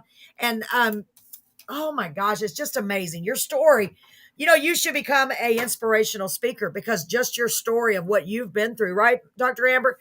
Your story of what you've been through and how you've recovered and how you've bounced back and just became this just incredible spokesperson for the heart is basically what you are. Whew, well, you can't get away from emotions. I mean, it's sort of like she said, no matter, you can suppress it so long, but somehow it's got to come out, whether it's, and I was thankful to have friends of mine in the music that we sat and wrote and sang, and it was good therapy for me in my time. So, wow. Well, thank God you did. And spokesperson for the heart, Dr. I know it just popped out of my mouth, but that is true. Maybe that's what we are. We are spokespeople of the heart, for the heart, because we need somebody. We need somebody to tell us it's okay. I think the main thing is, and I'm always talking about this, and I'm going to try to make this brief. There are so many of us. In fact, every single person we see on a daily basis, I'd be willing to bet money that person has been through a heartache, a heartbreak, a death, just a horrible situation. But we have to go through life, and we have to put up this front to pretend like everything is fine, because that's how we get through life. And to hear something like that, it brings it, and you're like, whoa, whew, gosh, So that's why it's so important that we keep spreading love and positivity and light and just kindness, because we all need to do that as a human race. We're all the same. We're all together on this planet. Let's make it the best we can do. Yeah, so you wouldn't believe how many times that I've actually had to go to work and walk into, to talk to people and put a smile on my face. And I've had just the most awful day. And of course, my emotions and the way I deal with a lot of stuff is I laugh when I start, when I just start laughing, and I it's a nervous laughter. And some people look at me like I'm like, what's he laughing at? Well, I'm just laughing because I don't want to show you what I'm really going through. And I think that's front. It's that front that you put up. It's true. And every one of us, I guarantee it, every one of us do it. I bet you. I'd be willing to bet it. I mean, if I do it and you do it, and well, I know us two do it. So there's 5 of us here. I'm bad with math. So what would be the odds of that? Very bad with math. Let's get your last 5. Song. Yes, 1 and 2 and 5. 2 and 5. 2 and 5. Doctors recommend that you laugh. No, just kidding. Okay, let's play this last song. The last song is called "Fun Living Life." As quickly as you can, Terry, tell us real quick what your inspiration is for this one. It's just so cool to have the stories behind them. Well, I just saw a lot of people when springtime breaks open, they get the boats out, get the skis out. The ladies go buy new swimsuits, and I said, "Well, that sounds like a song. It's fun living life on the lakes, whether you're there 2 days or a week, So that's what it's about. It's just a feel good song, and I love it's it. got some, word pictures in there that you see when you go to any lake, and it's just one you can, pat your foot to and say, well, that's where I want to be. So I know you got me already wanting to get an RV now for sure. Go camping yeah, and go to the lake. We should all yeah. get a big RV. We'll talk about it in a minute. Let's play this Caravan. song. I know. I have plans. God's going to bless us. Something's going to happen. We're going to have a big bus, and I'm going to go to each of y'all states. Say, get in. We're going to the lake. Come on. Come on. That would be amazing. That would be amazing. Paul, it could happen. Don't be negative. It could happen. I'm negative. I'm not being negative. No, you're I saying, want it come to on. happen. Wouldn't If that it be happens to amazing? you, Like it a happens to buzz? me. I want to do it. I want to do Well, it. We're going to figure it out. We're going to come up with a way. I just believe that. I do believe I can that. hear it. I can hear it. And I can it'll hear be a Carolyn. giant musical. It'll be a giant music festival. I can hear Carolyn now. Y'all load up. We got to go. I would do it. If I could do it, oh my God, that would be so great. Let's play this last song, Fun Living Life. Fun Living Life, right? Okay, let me make sure I got that right. Yeah. Fun Living Life. Here we go.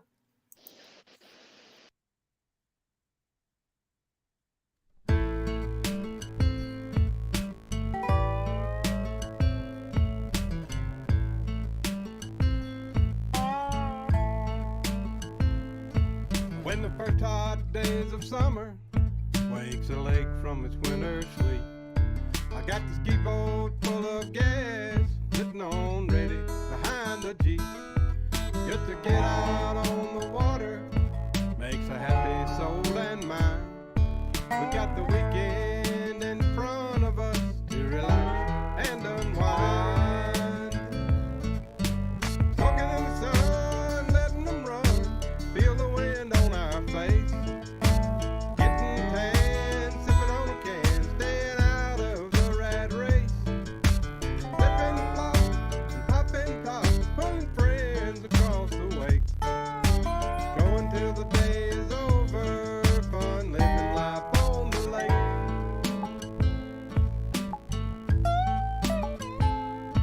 We got our skis and tunes all on board, and the Yeti's full and cold. All the girls have the hot new swimsuits, man, they sure are looking bold. This day is made for living, it'll all be such a thrill. Later on we'll take it to the shore for some cooking on the grill. Soaking in the sun, letting them run, feel the wind on our face. Getting tan, sipping on a can, staying out of the rat race. Flipping flops and popping tops, pulling friends across the way. Going till the day is over, fun living life on the lake.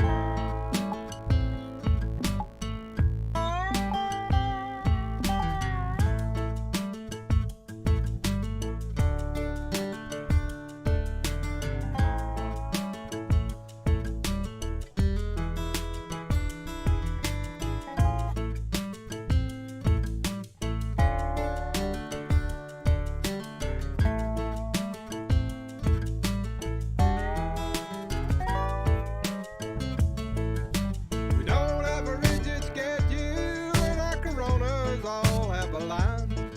We hate to see the weather change, cause we're having such a good time. Soaking in the sun, letting them run, feel the wind on our face. Getting tan, sipping on a can, staying out of the rat race. Flipping flops and popping tops, pulling friends across the way. Going till the day is over, fun living life on the lake. Yeah, we're going till the day is over, fun living life on the lake.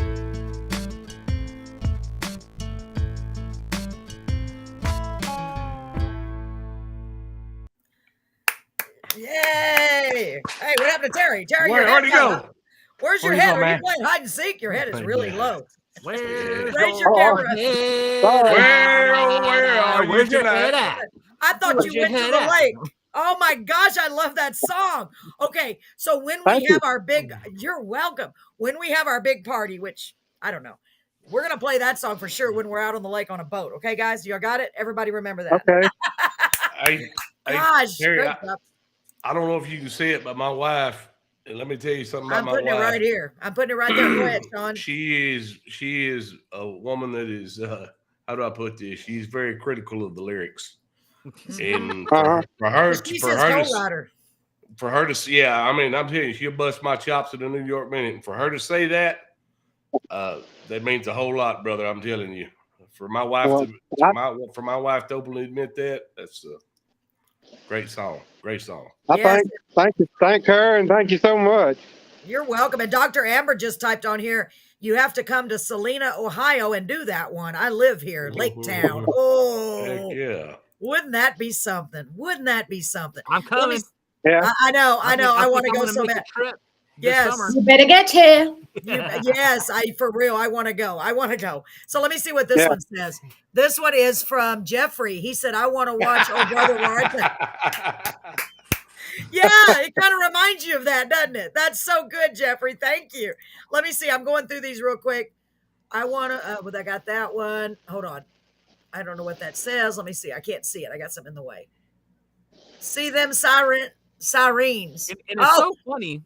And your next comment, I know you're going to throw up here, is Jim Aiken. Let me see what he put. I can't even read it. Hold on. Still watching live.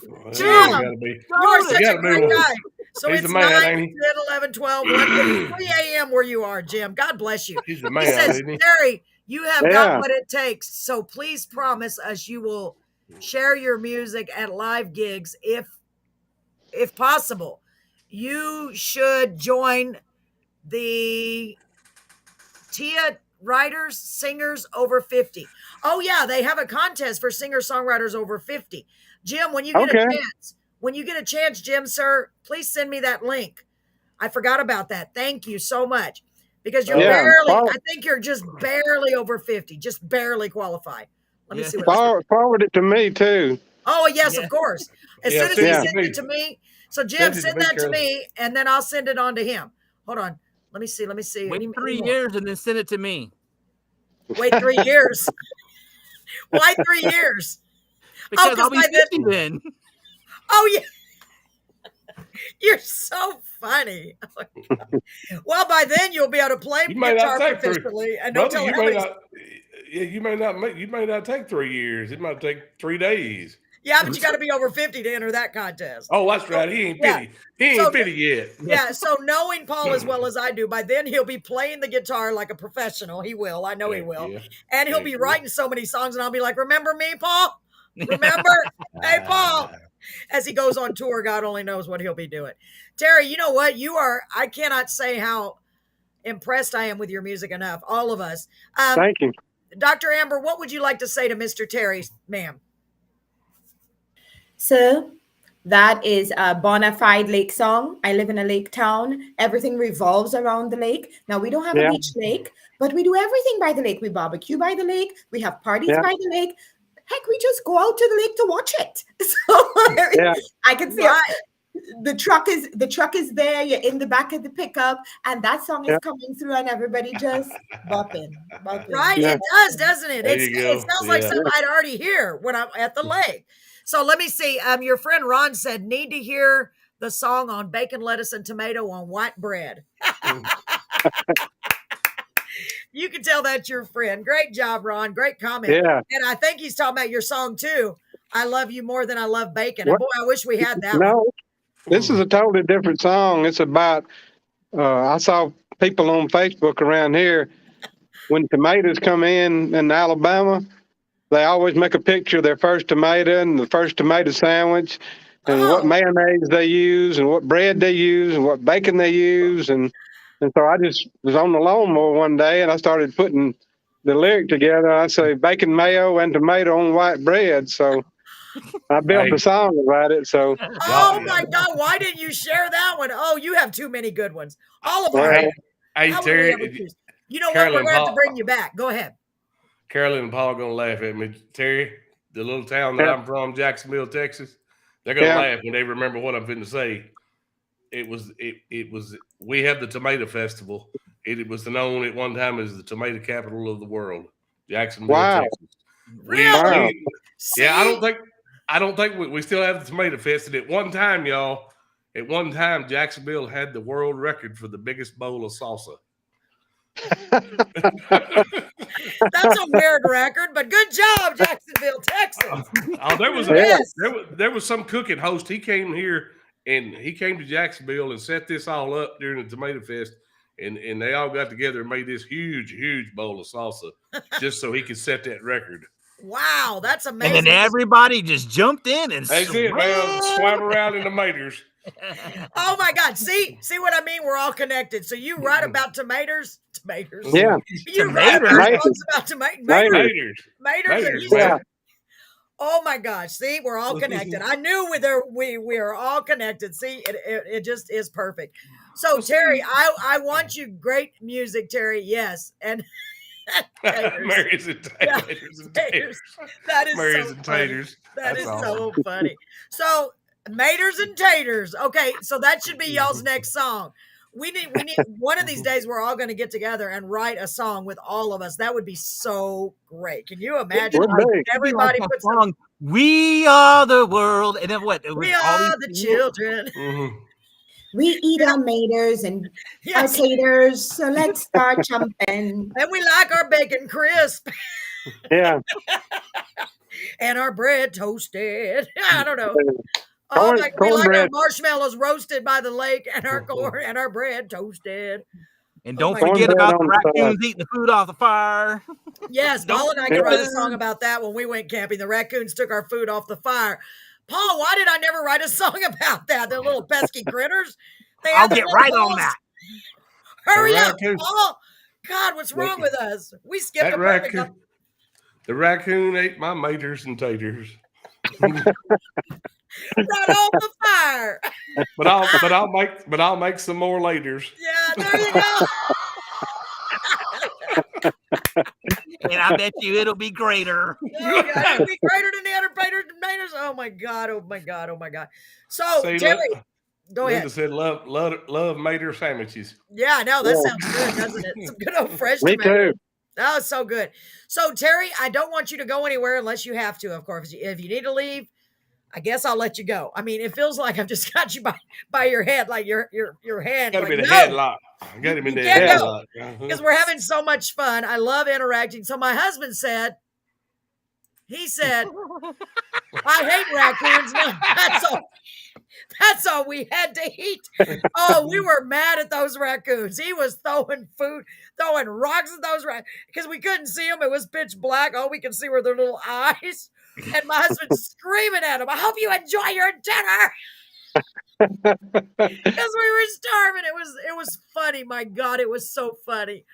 Oh my God. But anyway, we'll have to write a song about that. I ate a Himalayan raccoon one time. Yeah. I found him laying in the road. I am not kidding, Sean. I was about to say, what's a Himalayan raccoon?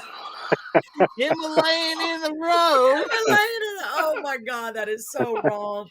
Well, when I was a kid, my dad would go coon hunting with my uncle. Yeah, I just got it. My dad would go coon hunting with my uncle, and I thought it was a different animal. It was a coon, not a raccoon. And then I find out that it's look what Linda put. Look. That is Sean's wife. It's her term of endearment. I love it. Y'all make me laugh, idiot. Linda, you got to come on the show with us sometime. Oh my God, you're hilarious. So we have to get serious. Get serious. So Terry, that ain't been happening. Y'all make me. We have so much fun on this show. So Terry, please stick around if you want to, because we're going to hear all about Dr. Amber, because she has been making me laugh all night, and she's such. Oh, she's awesome. Love your personality and your spirit, Miss Amber, Dr. Amber. Amber. Doc, I told you call her Doc, make it easy. Doc. Just call her Doc. But see, I have a very bad memory, so if I don't say it from the beginning, my brain is like, it's Amber, it's Amber, it's Amber. No, don't say Amber. Just like when we had Christoria on here, I was calling her Crystal because her real name is Crystal, her stage name is Christoria, and I'm like, oh boy, it got confusing real fast, didn't it? Okay, what happened to Sean? He went into the alternate universe. Hold on, let me get him. Go get. I told you I was going to get him.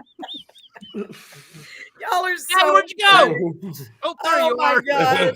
Oh my gosh. So I always say whenever somebody leaves, wait, they went, go get them, go get a rope and bring them back. Thank you, Paul. Me and Thank Paul you. ain't Thank you me for and throwing Paul that rope. me and Paul ain't worth killing. Y'all are so funny. So let's get to know Dr. Amber. Dr. Amber. Oh God. Y'all, we are having so much fun, Amber. I see I did it again. Ah!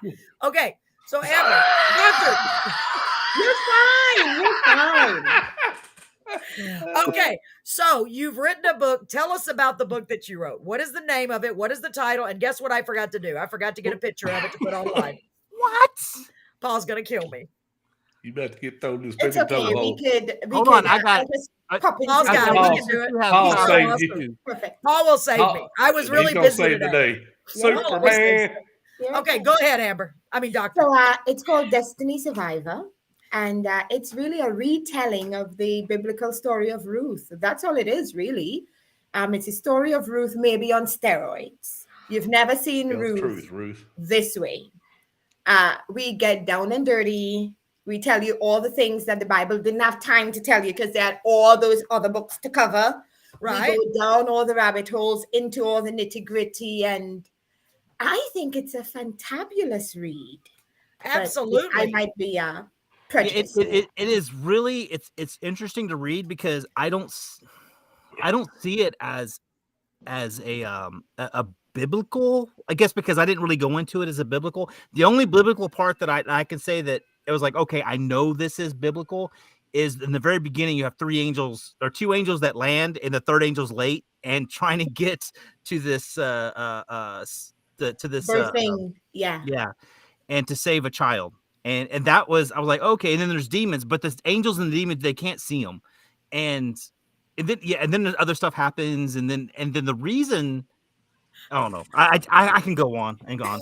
Go ahead. Go ahead, Amber. You're doing a great job. I mean, so You did. I was like, really? Tell us more. yeah, you want to read that book? Tell me Angels more. and demons, oh my.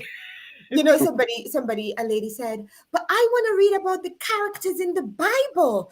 I've read like the first and second chapter, and I don't see anybody from the Bible. You know, and it's because the book of Ruth was a name that was given to her later on.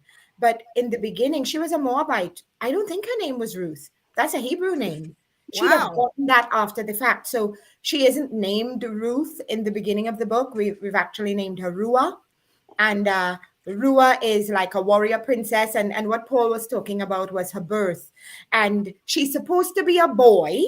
And she's supposed to be sacrificed at birth so that her father would become the chief of all the peoples. Her mother is a princess from the northern tribes. Her father is the greatest warrior of the southern tribes. And the spilling of her blood, the day that she's born is the day she's supposed to die. It's supposed to be offered to the gods, and that would bring all of the peoples together under this great high chief. And well, here's where the demons and the angels come in. The demons are there to make sure that nothing goes wrong with the sacrifice. They have a very vested interest in bringing all of the people under their influence. So it's a big deal for them. And here are these angels who are here to muck it all up. And it's very interesting how that happens. And so instead of the father killing the child, something happens with the ceremonial knife, and the priest realizes, oh no, things are going all wrong. And the demons realize, oh no, the child isn't dead. What's going on? And the drums are thudding, and it's getting louder and louder and louder. And the demons are screaming because Moloch is going to be so upset that the child sacrifice didn't go through just at the time it's supposed to. Wow. And that's where the story begins. Yes. Wow. Oh that was a gosh. very dramatical retelling of the first chapter. I could literally see it. I could literally see it as you're saying it. I'm like, wait a minute. The baby. Oh my God. Don't kill the baby. Don't kill the baby. That is wow. It's quite interesting how she sets it up and how she said the knife. I'm going to say the knife. So how the knife happens, and then the angels were fun. And as soon as I started reading it, you have these two angels that appear on earth, right? And then all of a sudden they're like, wait a minute, we're still waiting for this other guy. Where's he at? Right. Oh, he's Yeah. always late. And then he shows up late to do this. And I'm like, wait a minute, what is this? I'm just reading through.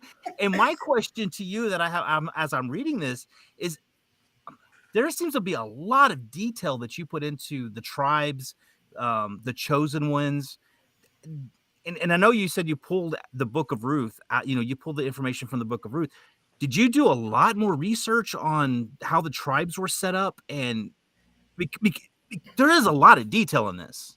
Yeah. So I'm married to a historian. My husband, the other Dr. Nice. Daniel, the first Dr. Daniel, is a historian. But even before that, I was always fascinated with backstory. I'm always wanting to know why. Well, I feel so and so, but why? I want to so and so, but why? Well, in our family, we do so and so. Why? The why. I'm always curious about the why. And so growing up as a church girl, a good church girl, sometimes naughty church girl. Good church girl now. Good Well, church girl you're a human after all. You're human after all. But I always read that way.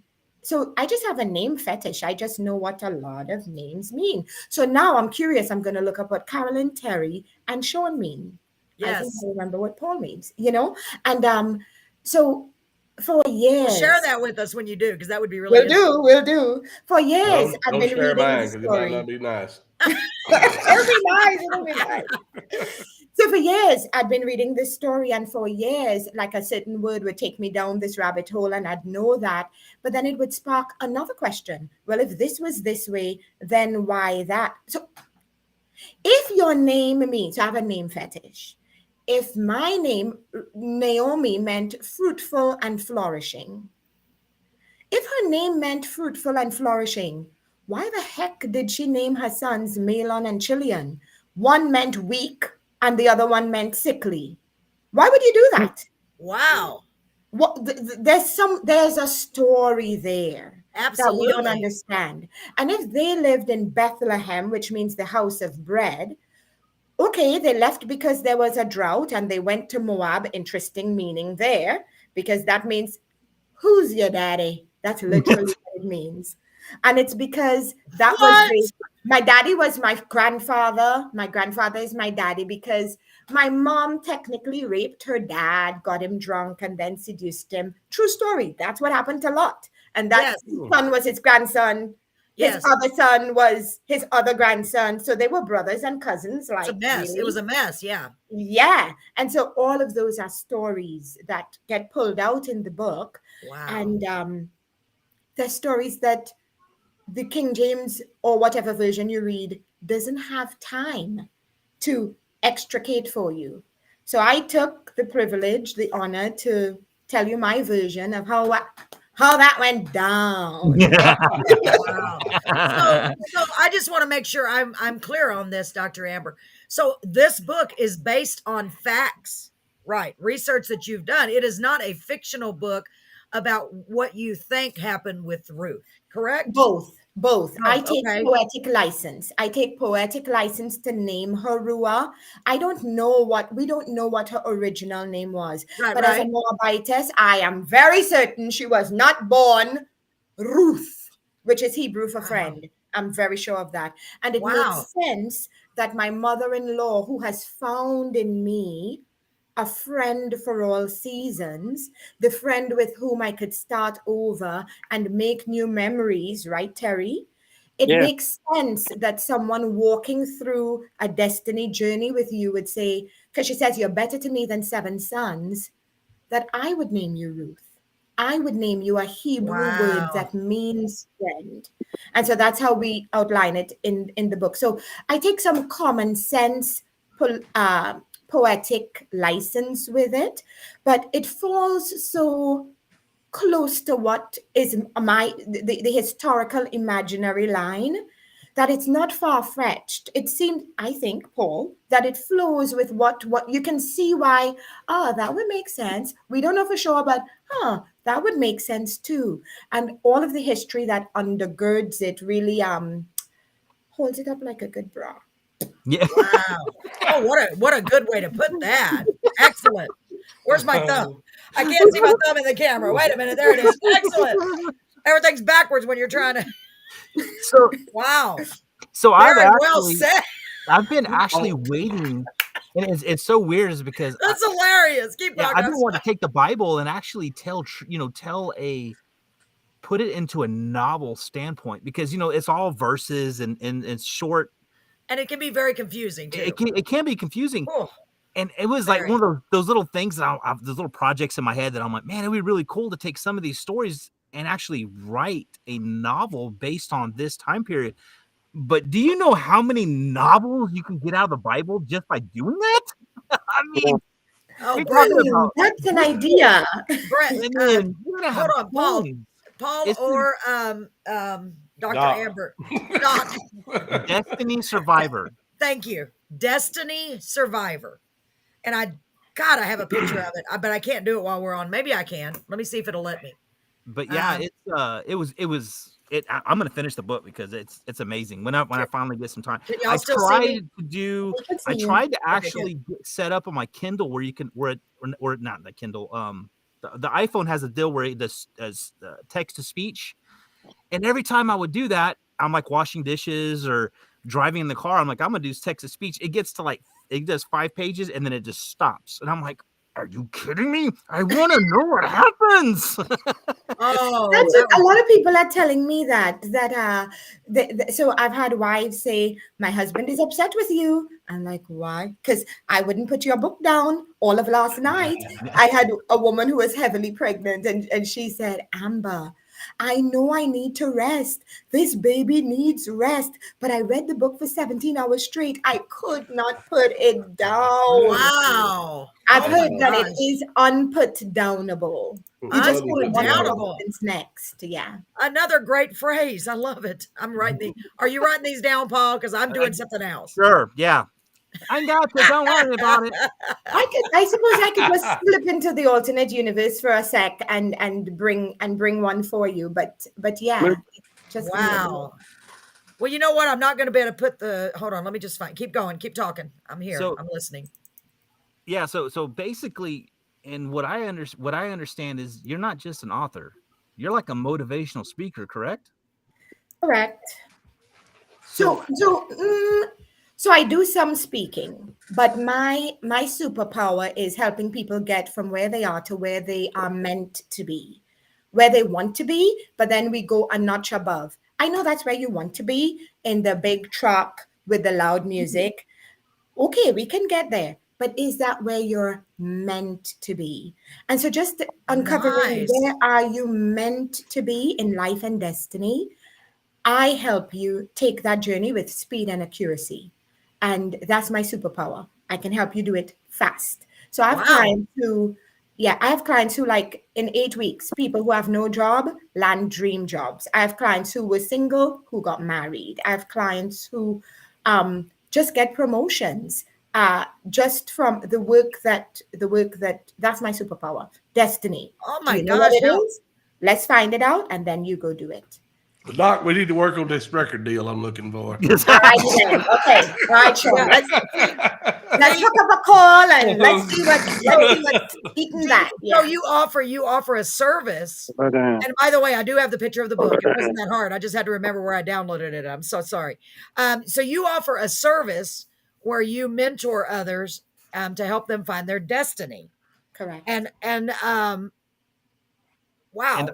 And I love this because not only it's like she's taken the word destiny. She has a book called Destiny Survivor. I know. And now she has the superpower to find your destiny. Everything's destiny. Your name should have been Dr. Destiny. That's a good point. But the website was taken. Oh, yeah.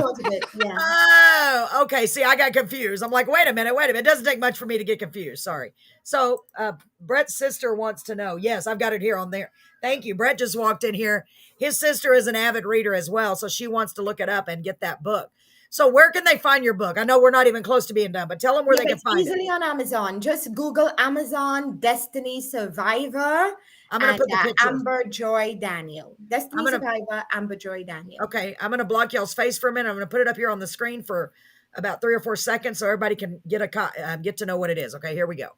Okay. There you go. Yes, Amber. that's what it looks like. Yeah, I did it finally. Amber Joy Daniel, Destiny Survivor. It's a cool, beautiful cover. Wow. Wow. So that is like your rendition. That's Ruth, I'm guessing, on the cover, right? Your vision of what she may look like. Right, and in the story, Rua, so she begins as Rua, and what she really is she's the daughter of a high priestess, but her father was a chief warrior, so he taught her to fight. And his thing was the sword, but she was really a really good she liked archery, and that's a theme that goes through the entire book. It's the way that she and Malin, her first husband, they fall in love, and it's just a beautiful story of family too. And so I call myself a destiny strategist. And the Wow. story really is about how in life you can't go it alone. You need people to help you strategize for destiny. And in her life, one of the first people who did that for and with her was her dad. And it was at great cost to his destiny, because he didn't get to be the great chief of everything because he didn't kill her that night.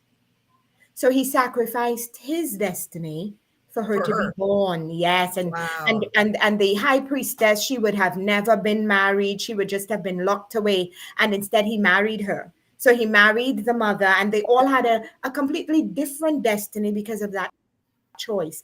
And it Wow. peels out the truth that destiny can change in one decision. Just like that's why that first song from Terry, I want to make new memories with you. That's a choice that you Mhm. can make tonight.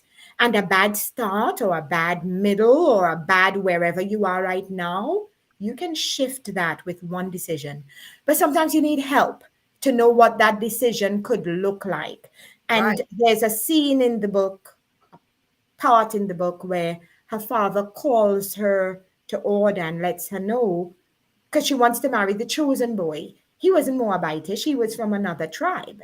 And he's getting pressure, social pressure from everybody. Listen, you muck this thing up once before for this girl, for a woman, right? For a girl. You're going to let this girl do the same thing again? If she marries this outsider, you're going to lose everything. You'll be ashamed. And he lets her know, I'll do it because I love you. But Wow. what do you want? And he gives her space to make her decision, because she's really meant to marry the new chief, his son. Before they were, when they were toddlers, it was arranged, and she wants to break that arrangement and go marry the chosen boy. And well, the Bible story kind of picks up from there. And yeah, it So gets really spooky and dark in the end though. But yes. Paul, So I let can me read that fast, so I can't tell you guys. No, so Dr. Amber, let I me can't wait to get to it. yeah, so Dr. Amber, let me ask you, and I've read bits and pieces of Ruth, but I don't recall. I honestly don't. So the book of Ruth, is Ruth the one, and I might be completely wrong, is she the one that was too old and too barren to have children, and she ended up having is that right or no? In her 90s, or is that somebody No. else? That's Sarah. That's Sarah. Oh, But I'm so here's this, sorry. but you're onto something there, because a lot of people don't realize that Ruth and Malin, this is biblical fact now, they were married for about 10 years. Now, if you're married for 10 years and you can't have children, nobody back in those days said, maybe your husband is impotent. Nobody says that. Right. Everybody said, she is barren, she is cursed. God closed up her Right. womb because she is a witch. That's what everybody said. And Yeah. so here she is thinking she's barren, moving to another country. I mean, even Naomi, I really love the way that the book of Ruth highlights the stories of three women, really. Naomi, who has lost everything, and maybe you are feeling right now, it's like that song that made us cry, right? You're feeling like half of, not even half. She lost her husband, she lost her two sons. That was 3/4 of her world gone Yes. there. You too can still have a destiny moment. There, you have life. There is still destiny possible and waiting for you. If you would make the choice, I know it's not easy, but if you could get some friends, sometimes family members, who will help you be destiny strategists, you too can have new memories made again. There's a safe place to mourn, but you could live life on the lake again too. There's all of Terry's songs really fitting in here tonight. Absolutely. No, You know, honestly, yes. Why there's is it that somebody who I'm wants to so wake up just next to you. mesmerized right now by your voice? I'm just like I know. it's like you're just drawing me in. Yes. You're like Let me see. talking. Let me see what our comments say. It's Yes, crazy. honestly. Absolutely. I feel the same. This is what Linda said, Sean's wife. She said, love it. We'll be reading it. Oh, that's Absolutely. amazing. I And really think you'd like it, and that you'd come away feeling inspired to take what might be a hard decision that you need to be empowered for. I think it will really help put your super cape on. But I have an interesting question for Paul because I thought it was a girl's book. So I think it's the first time I'm hearing a man's perspective. yes. I'm an oddball. Okay, okay. I'll take that. I read pretty much anything. Okay. I read romance, I read sci-fi, I read fantasy. I read just about anything that kind of just draws my attention. And especially since we have the show, we get authors on here, and sometimes they have a book that I don't particularly I'm interested in, but I still read it. Yes. And I'm like, wait a minute, because you never know what you're gonna. And this is the way I see it. You never know what you're gonna find in a book. There might be one sentence, one paragraph that really just hits you and kind of just draws you in, and then to the story. I'm in your story. I mean, right off the bat, I always talk about the two angels that were there and they're waiting for the third one.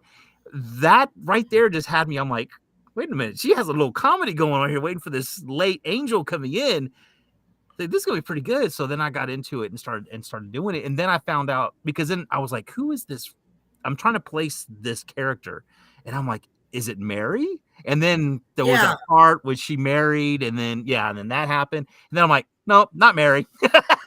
You're like, Mary wouldn't. So Yeah, you only figure out that it's Ruth in about chapter 4 or 5. Yeah. When she's named Ruth. So for the first part, you don't meet almost Naomi, you meet Omi.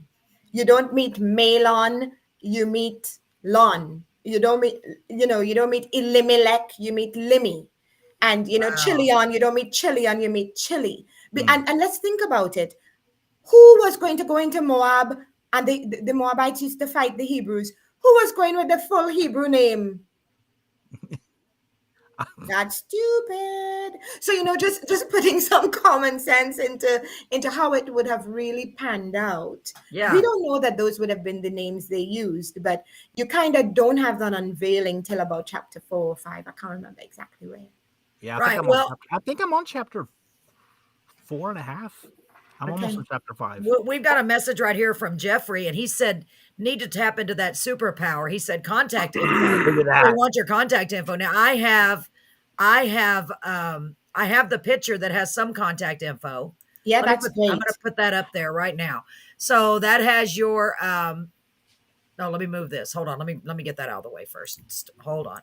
Because that's blocking it as far as I can tell. There you go. Okay. So you have your phone number there. On Facebook, you can find her at Amber Joy Daniel. Mm-hmm. And it is amberjoydaniel.com. Yep. amberjoydaniel.com. I'm definitely going to check that out. Her website is beautiful. I want to check it out. amberjoydaniel.com. So is this book available in audiobook? No, it's not. I'm toying with the idea of reading it myself. Yes. The Caribbean accent is probably, I'm wondering if I would speak too fast, if everybody would. So I'm toying with the idea of doing the audiobook myself, but we're not quite there yet. Yeah, what I've learned with audiobooks, because I'm trying to get into that myself for the books that I wrote. Because in Texas I always talk fast, and I know you with the Trinidad accent. If you actually, and I've actually heard some other narrators like from Korea and from Japan, Saudi Arabia. I want to say they're from over there as well, and their accents are real strong. But if they talk, and when you do an audiobook, you don't make an audiobook like we're talking, have a conversation. You're actually talking in a slower type voice, so that way you can articulate the words. And if you actually like on TikTok, they have a lot of narrations. If you go to YouTube, YouTube has some great advice on how to do the audiobook narration, and Mm. because there are certain words that you have to learn how to say, because what I've learned is words are completely, we say words wrong. I mean, and there are some words out there that you think you're saying right, and you actually are mispronouncing them. Find the correct pronunciation, and then do it. But yeah, if you slow down, Yeah. you need to do it. Now, what I do is my audio. Terry, excuse me, Terry, you want to mute your mic real quick, sir, if you don't mind? My neighbor's dog is visiting me, and I've been trying to control him, but if I need to, I will. Okay, My thank you. neighbor's dog does me the same thing. He thinks that I'm trespassing his yard. Yes. Oh, it's drives you crazy, right? Well, I personally would love for the audiobook to be in your voice, because your voice is very captivating. And I love your tone. I love your vigor in your voice, your oh God, what is the word I'm trying to think of? Your enthusiasm. Your voice is contagious. You brought joy from the first second I heard your voice. I felt joy, and I felt very comfortable with you, and that's the truth. You have a proper middle name. Yes, yes, absolutely. Yeah. So, There's Linda, a story there, but yes, I'll tell you after. yes, I would love to have an audiobook, because a lot of people, it's not that I can't read, it's just I have real bad dry eyes, and every time I try to read for extended, my eyes start burning. And Paul knows that. That's why I'm so excited he's going to be doing audiobooks. But I am going to try to read it. I will. And what I plan on also doing, you've encouraged me.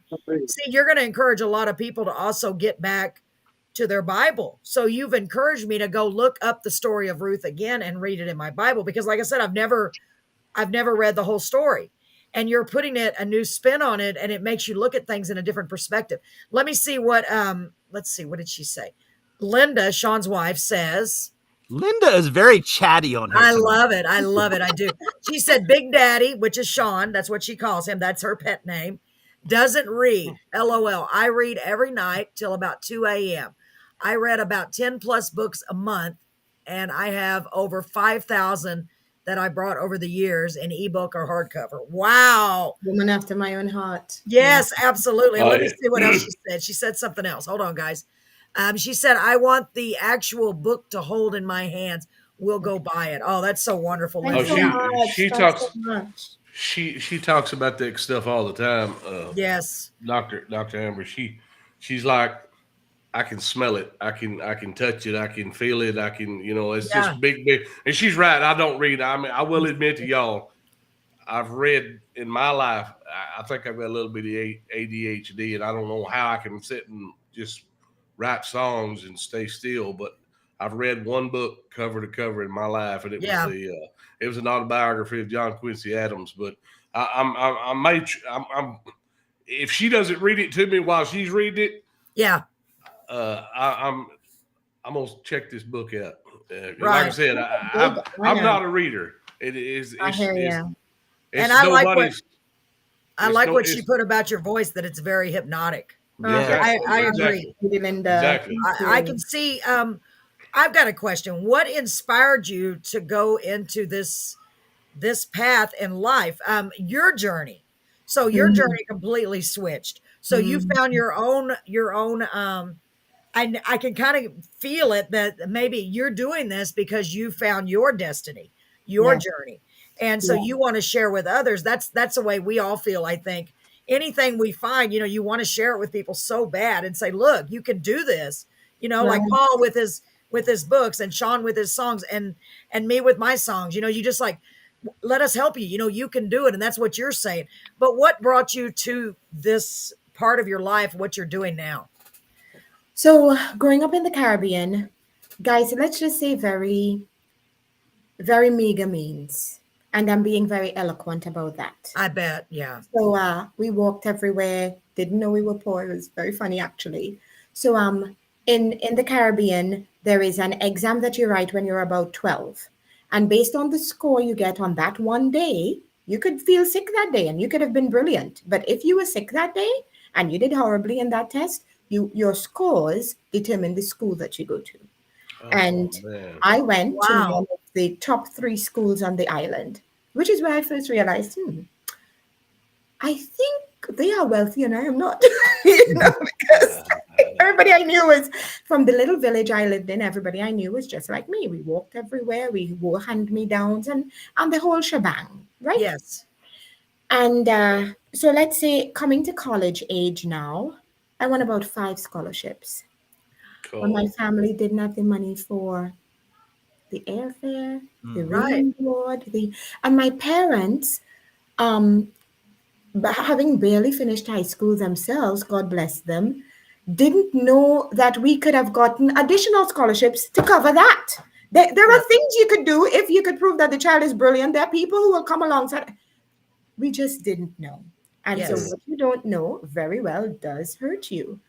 And my life has been knock on the door, shut in your face. Knock on the door, shut in your face. Knock on the door, shut in your face. Which leads me to my middle name, which was not my middle name. But one of my friends started calling me Amber Joy because I had an indomitable, okay, life throws you lemons. You could make lemonade, but everybody does that. I will make a lemon meringue pie. And I will enjoy it, and so will you. And that indomitable joy, I think, is what made him start to call me Amber Joy. And then the thing caught like wildfire. And people started introducing me as Amber Joy. People started, like, if I would do little private gigs, writing checks to Amber Joy, it became a real problem. Wow. And so this is a real long story, but one of the things that I had to change, and my family eventually, we all changed this, but we changed our last name. And some of what I do is spiritual, and that was a very big break that needed to happen for just think voodoo and those types of things that are tied in families. And we leave that there for now, but I needed to change my last name. And the attorney who was doing the work, who was a personal friend, said, and could we just put the joy in there now and just end this fiasco forever? And so I became Amber Joy. My family, we made a name, Chris Coston. And true story, 3 months after I changed that name, I became Amber Joy Daniel.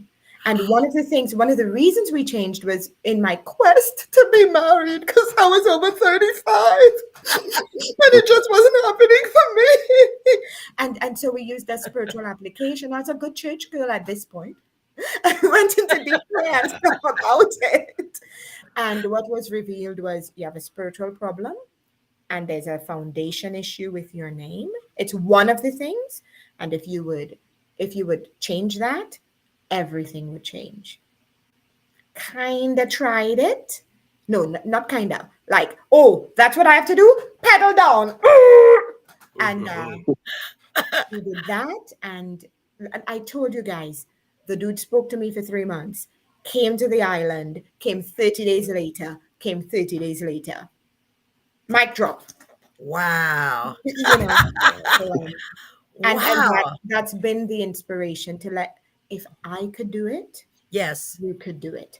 And I've been through so much. Maybe I have some strategies that nobody ever told you, like the additional scholarships we could have gotten on top of the five, Yes. on top of the 5 111 that I had, that we just Yes. didn't know that you could just get a room and board scholarship for that. Just, we just thought, well, you have to get a loan and we don't have, anything to secure a loan Right. with. And we stayed in our small corner but everything can be redeemed. You can have your destiny. Wow. Okay, this is what I want Gosh, you to You're do. about to make me I wish you were here. I would hug you so tight. Yes, this is what you need to do. Oh. You need to write an autobiography because You do. Well, Carolyn, No the word. word you were looking for just popped into my head. What's that? The woman is infectious. She's Yep. infectious. I mean, she just. I mean, Thank you. that's just she That is a good word. That is a good word. She's And infectious. I would dare to say anointed. Yeah. Anointed. Yeah. Anointed is a word that comes to my heart and my mind, because I know for a fact, because having been through really tough times myself, our stories are very similar. I never took choir. I never was in band. I never asked to do anything because we didn't have the money. And if I would have known that I could have went and said, look, we don't have, I want to do this, but there's things I could have done. But because I Yeah. never wanted to ask, you know what I mean? And, because I didn't know, and I understand that completely. And I Yeah. understand, going through hard, we all understand. And it's, I think this is honestly what I feel. And I talk about this all the time. Paul knows this. He's with me all the time on these shows, and Sean has been on a few. I do believe that God brings people together, and I do believe that certain people are anointed, and they are anointed with his Holy Spirit to share his love with others and his message with others. And your message for others is letting me help you find your destiny, and you wouldn't have been given that gift or all those trials if it wasn't for a reason. I always say, hold on to the bad to get to the good. Hold on to the Yeah, bad. Miss. Excuse me here. Let me That's just. okay. I want Miss. Do you ever get on Reverb Nation, Doc? You know what Reverb Nation is, Dr. Amber? Okay. I don't, Sean. Okay. Oh, that song. Yes. Yes. Yeah, Oh, yeah. Ooh, There's a it's song. powerful. There's a song. There's a song I want you to hear. Paul's smiling. And there again, I'm not trying to steal Terry's thunder. Get on Reverb Nation and look up Sean Christopher and go down and find a song. It's my page. It's called Songbird. Okay. And you just at your own leisure, at your own time, go listen to that song, and then It's a beautiful song. get back with Carolyn about what you feel, because it ties a whole lot in with what you're talking about. I mean, it's crazy. I mean, my life same way. My dad died when I was 10 years old. My mother raised me, my brother, and my sister by herself from then on. She never remarried. That was a crazy thing, y'all. She died 33 years later after my father died. She never remarried. And the day before she died, she was calling my daddy. She was calling my dad's name. Mm-hmm. And she called me my dad. She said his name was Billy Joe, and she was talking to me, and she said Billy Joe, I just left. I mean, she's laying in the bed, not trying to paint a bad picture, but she's laying in the bed dying of cancer. Yeah. I walked outside. I was crying. I told my sister. She said, "What's the matter with you?" Other than the obvious, I said, "Mama just called me Billy Joe," and she was like, "What?" And this is like 33 years. Anyway, y'all, same difference. We didn't know any better.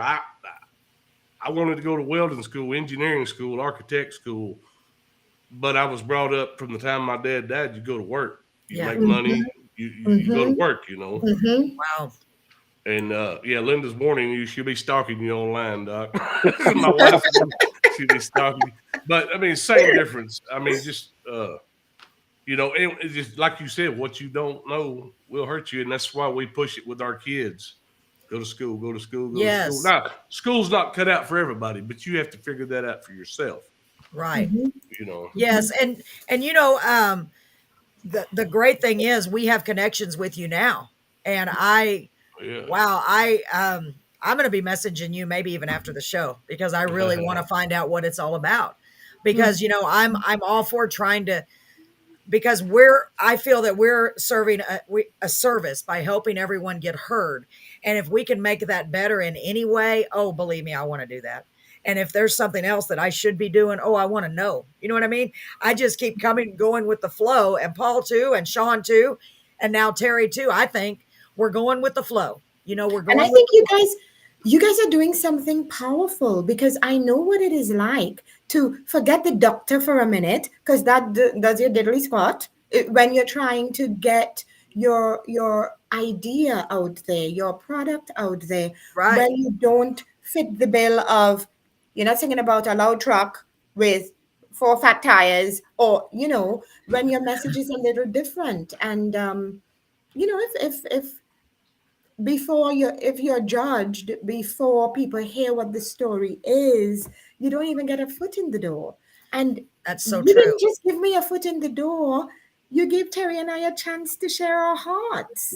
Yeah. Oh I gosh. want to say thank you. Yeah. Oh my gosh. Well, I tell you the truth, and it is such, I can't even, honestly, Amber and Terry, Dr. Amber and Terry, I cannot tell you how much joy it gives me in my heart. Because when this first just literally fell into place, Paul and I had the same idea on the same exact day. And I said, let's feature singer-songwriters because I had just joined the songwriting group. And he called me, hey, I got an idea. Let's feature authors. And I was like, no way. I was just going to call you. And it's just it's amazing.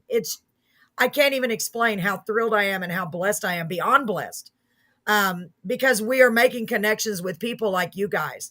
So many amazing people that have been sent into our paths. We talk about it almost every week about life being a giant quilt. A friend of mine told me that, and he said life is like a quilt with the squares in the quilt, and you don't know who God's going to send in your path, which square they're going to be in. But if you follow the lines, they eventually lead to everyone, and he knows who you're going to meet, when you're going to meet, how you're going to meet. You just have to wait. Just wait, and just keep flowing. Just keep going. Just keep going. All in his time. All in his time. Everything's so in his true. time. It's so true. And every time we have more wonderful guests on here, I always thank God that he's revealed that to us, and he sent you our way and Terry our way. And because it's really amazing. Terry's songs are connected to what you're saying, and they're connected to all of us. It's How just, does this always happen, Carolyn? It's so funny is that when we have like two guests on at the same time, yes. And all of a sudden it's like the two guests that we have start interacting with each other. And we're just like amazed at the end of the show because we talk about it afterwards and we're like, how did this happen? Because it's like your messages match. It's like, we didn't do this on purpose. This is a lot. I think we all go through our daily lives and we just think, man, we all think, man, I'm the only one that's going through this in the world, or I'm the only one that's dealt with this, and we don't realize how many people that deal with the same things we do. And Paul, what I'm trying to get to, and I can't walk and chew bubble gum at the same time. I'm kind of getting off track, but it's almost like going to church and the preacher's preaching to you, and you're like, man, he's talking right to me. Yes, he's talking to me, and it's the same deal here because we all are so similar, whether we realize it or not, in our daily lives, and what we deal with and go through is like I said, it's just, it is amazing. It is amen, amazing. Sean. I completely agree with that. That's well said. Well said. Wow. I wish we had all night. I really do. I wish we had all night. I mean, we literally do, but if I don't go to bed there soon, Brett's going to go, what happened? Yeah. Gosh. And I do have to say that your confidence is very, your confidence is amazing. And I wish I had that confidence. Oh, like I said, infectious and contagious. Yeah. Y'all. I mean, Doc, I'm going to be honest with you. I'm going to be straight up honest with you. I intended to come on here tonight because I'm a singer-songwriter, help analyze Terry's things, talk about Terry's things. And I'm like, when the offer comes up, because I don't read, I mean, Linda's beats me over the head.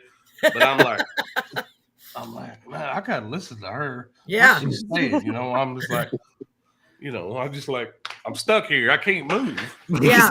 It's almost like you're not, no, you need to stay right there. Exactly. Wow. And I was like, man, yeah. And So, others saying the same thing. Absolutely. So, Dr. Amber, tell everyone out there where I know they can go to your website. And let me put that back up there again. It's amberjoydaniel.com. I'm going to put it right back up there. Okay, guys? So stand by. It's going to cover up your faces for a moment. I hate to cover up your beautiful faces, but hold on. So here we go. Right at the bottom there. It's amberjoydaniel.com. amberjoydaniel.com. Or you can go to Amber Joy Daniel on Facebook. And it even has your phone number there. Yes, I'm really easy to find. I'm not trying to hide. I'm actually trying to serve. So I love it. I want to read. Paul, do you have her? I want to. Yeah, I have it. It's just my eyes burn. I have to read a little at a time. It's so ridiculous. I know. I told Paul, it sounds like some kind of commercial. I have excessive dry eyes. But they start burning. And it's weird. I can sit here all day on the computer, and sometimes they do, but not when I try to read because I'm really focusing, I guess. But I love to read. I miss not being able to read because I used to read all the time. But now it's like, oh, well, one of those things I just can't do as much. And it's so funny is that as soon as you got on here, the first thing you're like, my book is amazing. Because you have that confidence. It's like, yes, I want to buy her book because she's so confident about it. And me, on the other hand, I'm like, hey, I got a book. Okay, It's true. It's true. And Linda just said elegant. Elegant is a great word to describe you. No, sweet. Papa Paul. No, no, no. Oh my gosh. I already know. I have had a wonderful night tonight. I wish it didn't have to end. I really do. Um, Amber, Dr. Amber, what would you like to tell everyone out there as if this was your last chance to talk to everybody that's here and that will go back and watch? We have a lot of people that go back later and watch. So don't be dismayed just because there's not that many people watching right now. We get quite a few people that go back and view it. And this is going to be available on our Facebook page, our YouTube page. I'm going to go back and download it onto our Spotify, it's also going to be on Twitch, which is a fairly new thing. Anchor, thank you. And where else? Google Podcasts. So and it's on my Facebook page as well. Yes, and I'm going to download just the audio for Spotify and Google Podcasts. So it's going to be available to a lot of people, and I know you're going to touch a lot of people. Just for I don't know what that noise is. Anybody else hearing that? Is it just in my ears? No, I hear a little Doc. That's the neighbor's dog. I'm sorry. Oh, it's okay. It's okay. Go ahead, Sean. Well, Dr. Amber, what I want to tell you, when Carolyn shuts the show down, don't jump off just right quick. I've shared something with you. I don't know if you've seen it, but I want to tell you one little thing, and I think Carolyn and Paula know what I want to tell you about that song. Absolutely. The good Lord's hand had a little bit to do with this song, but we'll cover all that when for sure. We'll cover all that when Carolyn shuts the show down. Right. Paul, do you go ahead, Amber. What did you want to say? Any last thoughts about anything you want to share?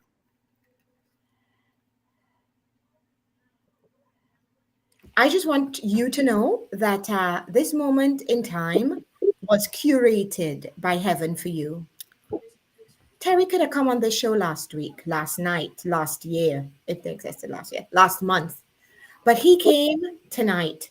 He's got the Maters and Taters song didn't get on the show tonight because tonight was being curated by heaven for you because there's still a lot of destiny left on the table for you. And we know Carolyn has shared her story. She knows. Paul has shared that sometimes he's grinning, but he's hurting on the inside. He knows. Sean, he told his story. When he was called Billy Joe, in that moment, all of us knew that he knew Mama was leaving to go meet her love. Mm-hmm. Terry wrote all those songs, so you know that he knows.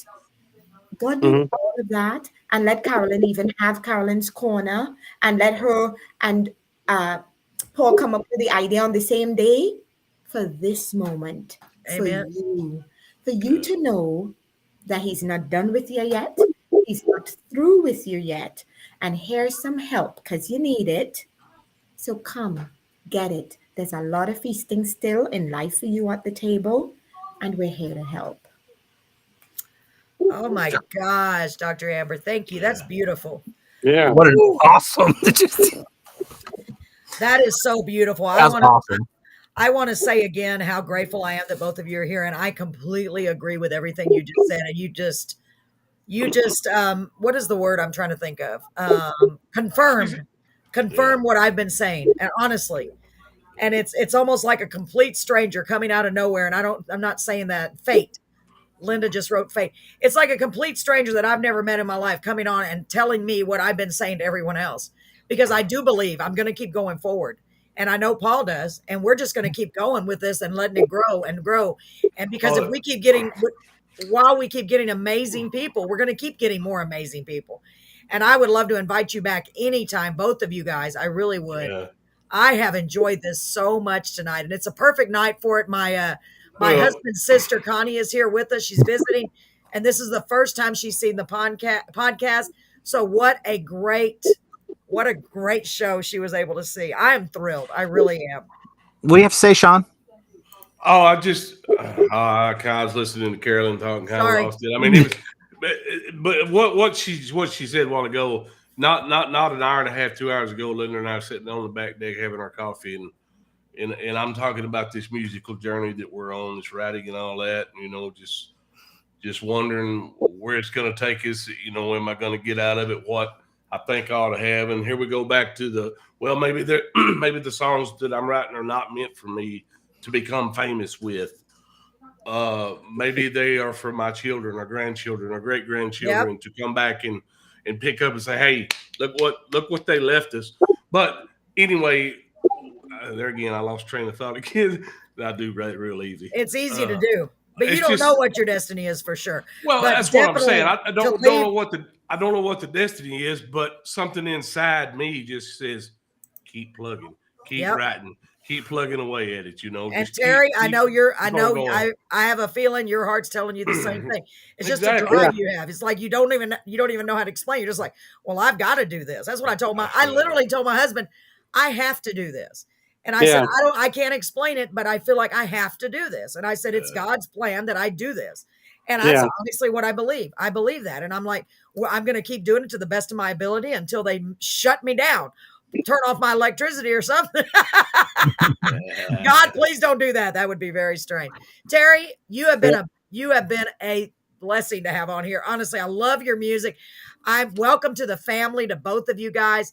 I mean that honestly. You are part of our family now. You are part of our lives. You are part of my heart for sure. And Thank you. You're welcome. Anytime you have new music, new books, send them to me. Let me help promote you in my little corner of the world. Our little saying is, we can, okay, hold on. What is our saying, Paul? I forgot. We can change the world one corner at a time. Yes, exactly. That's literally what our little saying is. We can change the world one corner at a time, and just by sharing love and kindness, and that's what we need to do. And our family is growing. I don't know what our destiny is going to be together, but I literally almost can feel it and see it, that we have a bigger destiny than just this small show. We're going to expand and reach other people, and we're going to touch a lot of people, and that's what we're doing. So I see it. I feel it. It's here. It's here. Me too, Amber. God bless you, woman. You are I a woman. think it fired up Carolyn to just do so much more greater things because just having you on. You made me want to cry. Well, and I would want to put a shout out to Jerry Bradley. Yes, Jerry. God bless you. Yes. Yes. Thank you so much. What a godsend he is. Oh, wow. Because, it was funny because he put your name out there on my Facebook and I forgot about it. And then he was like, well, I sent Paul authors and I'm like, you know what? I'm going to go through there. And it just so happened. I'm like, oh, let me go here. And there's another author supposed to be coming on at the end of the month as well from Book Press. And she does something with the webpage and helping authors out. But yeah, and that's how that kind of started. So Jerry Bradley actually introduced us to you, and it was kind of like, hey, let's go ahead and Crystal, through. It's funny because all these great that little people. spider web weaving, everybody's all connected together. You know what we're doing? We're making a quilt, Paul. Yeah. Oh, I know we're making a quilt. This is amazing. We are making a quilt. Oh my gosh. Yeah, and I had to shout out to Crystal because while I'm busy doing academic work and other work, Crystal keeps, Amber, you've got to do this. And Amber, you've got to do that. And Amber, on Facebook, you need to blah, blah, blah, blah. So I really want to shout Crystal because isn't she beautiful? Oh, she's so gorgeous. Inside and out. I love that. I love her. And I just barely got to know her. But she, like you, she has an infectious joy and enthusiasm. And her songs are so heart-touching. Heartwarming, heart-touching. I don't even know the word to describe them. She's incredible. Oh my gosh. I agree. Go ahead. I jumped in there and interrupted. I'm bad about interrupting. Crystal is my angel at the moment, I must say. Kudos. Gosh, she's amazing. Well, ladies and gentlemen, I hope y'all have enjoyed the show tonight because I certainly have. If it's possible, this has got to be my favorite show so far. I've loved them all, but this one even stands out. I don't even know. This is hard to describe. It was the connection between Terry and Dr. Amber coming together and mixing. Yes, she is, Linda. And yes, Terry, I sent you I found you on Reverb Nation. Sent you a friend request, so look out for that stuff. And absolutely, I enjoyed your music, brother. Yeah, great we have to shut it down because I may have to split this up into two parts. You're gonna have to. Which is fine. That's fine. All right. I'm learning how to do that. I'm learning all this stuff. Paul's helping me. God bless Paul. If it wasn't for Paul, I'd be like, oh my God, what do I do? Live, laugh, love, enjoy, spread kindness, spread cheer. Amen. Be kind to one another. Please do. And we love you all. We really do. Thank you all for joining us. And hopefully, like I said, anytime you want to come back, keep sharing. Keep sharing. If we're not friends on Facebook, I know Terry and I are. Miss Amber, if you'd like to send me a friend request, that would be wonderful if you want to. It's up to you. That way I could you could share stuff. You know, I want to. Done. Good. I have to make sure because I don't want to pressure anyone and be like, what if I don't want to be your friend? Well, you definitely have a friend in me. Too late, my family. Yes, I know. We're family now.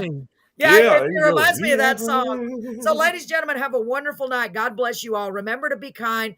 And we will be back tomorrow with Jeffrey Newman. I'm excited. I think I'm right on that. I have so many people in my head. I'll be advertising it hopefully tomorrow. God bless you all. Have a wonderful night. Thanks for joining us, commenting, interacting, spreading the love, spreading the joy. Make sure you share, subscribe. We need YouTube subscribers desperately. All right. We'll see y'all later. I'm going to end the stream. In the meantime, take care of yourselves. Bye, guys. And Terry, y'all stay here. You're welcome. We'll be right back. Actually, we won't. Tomorrow. Come on.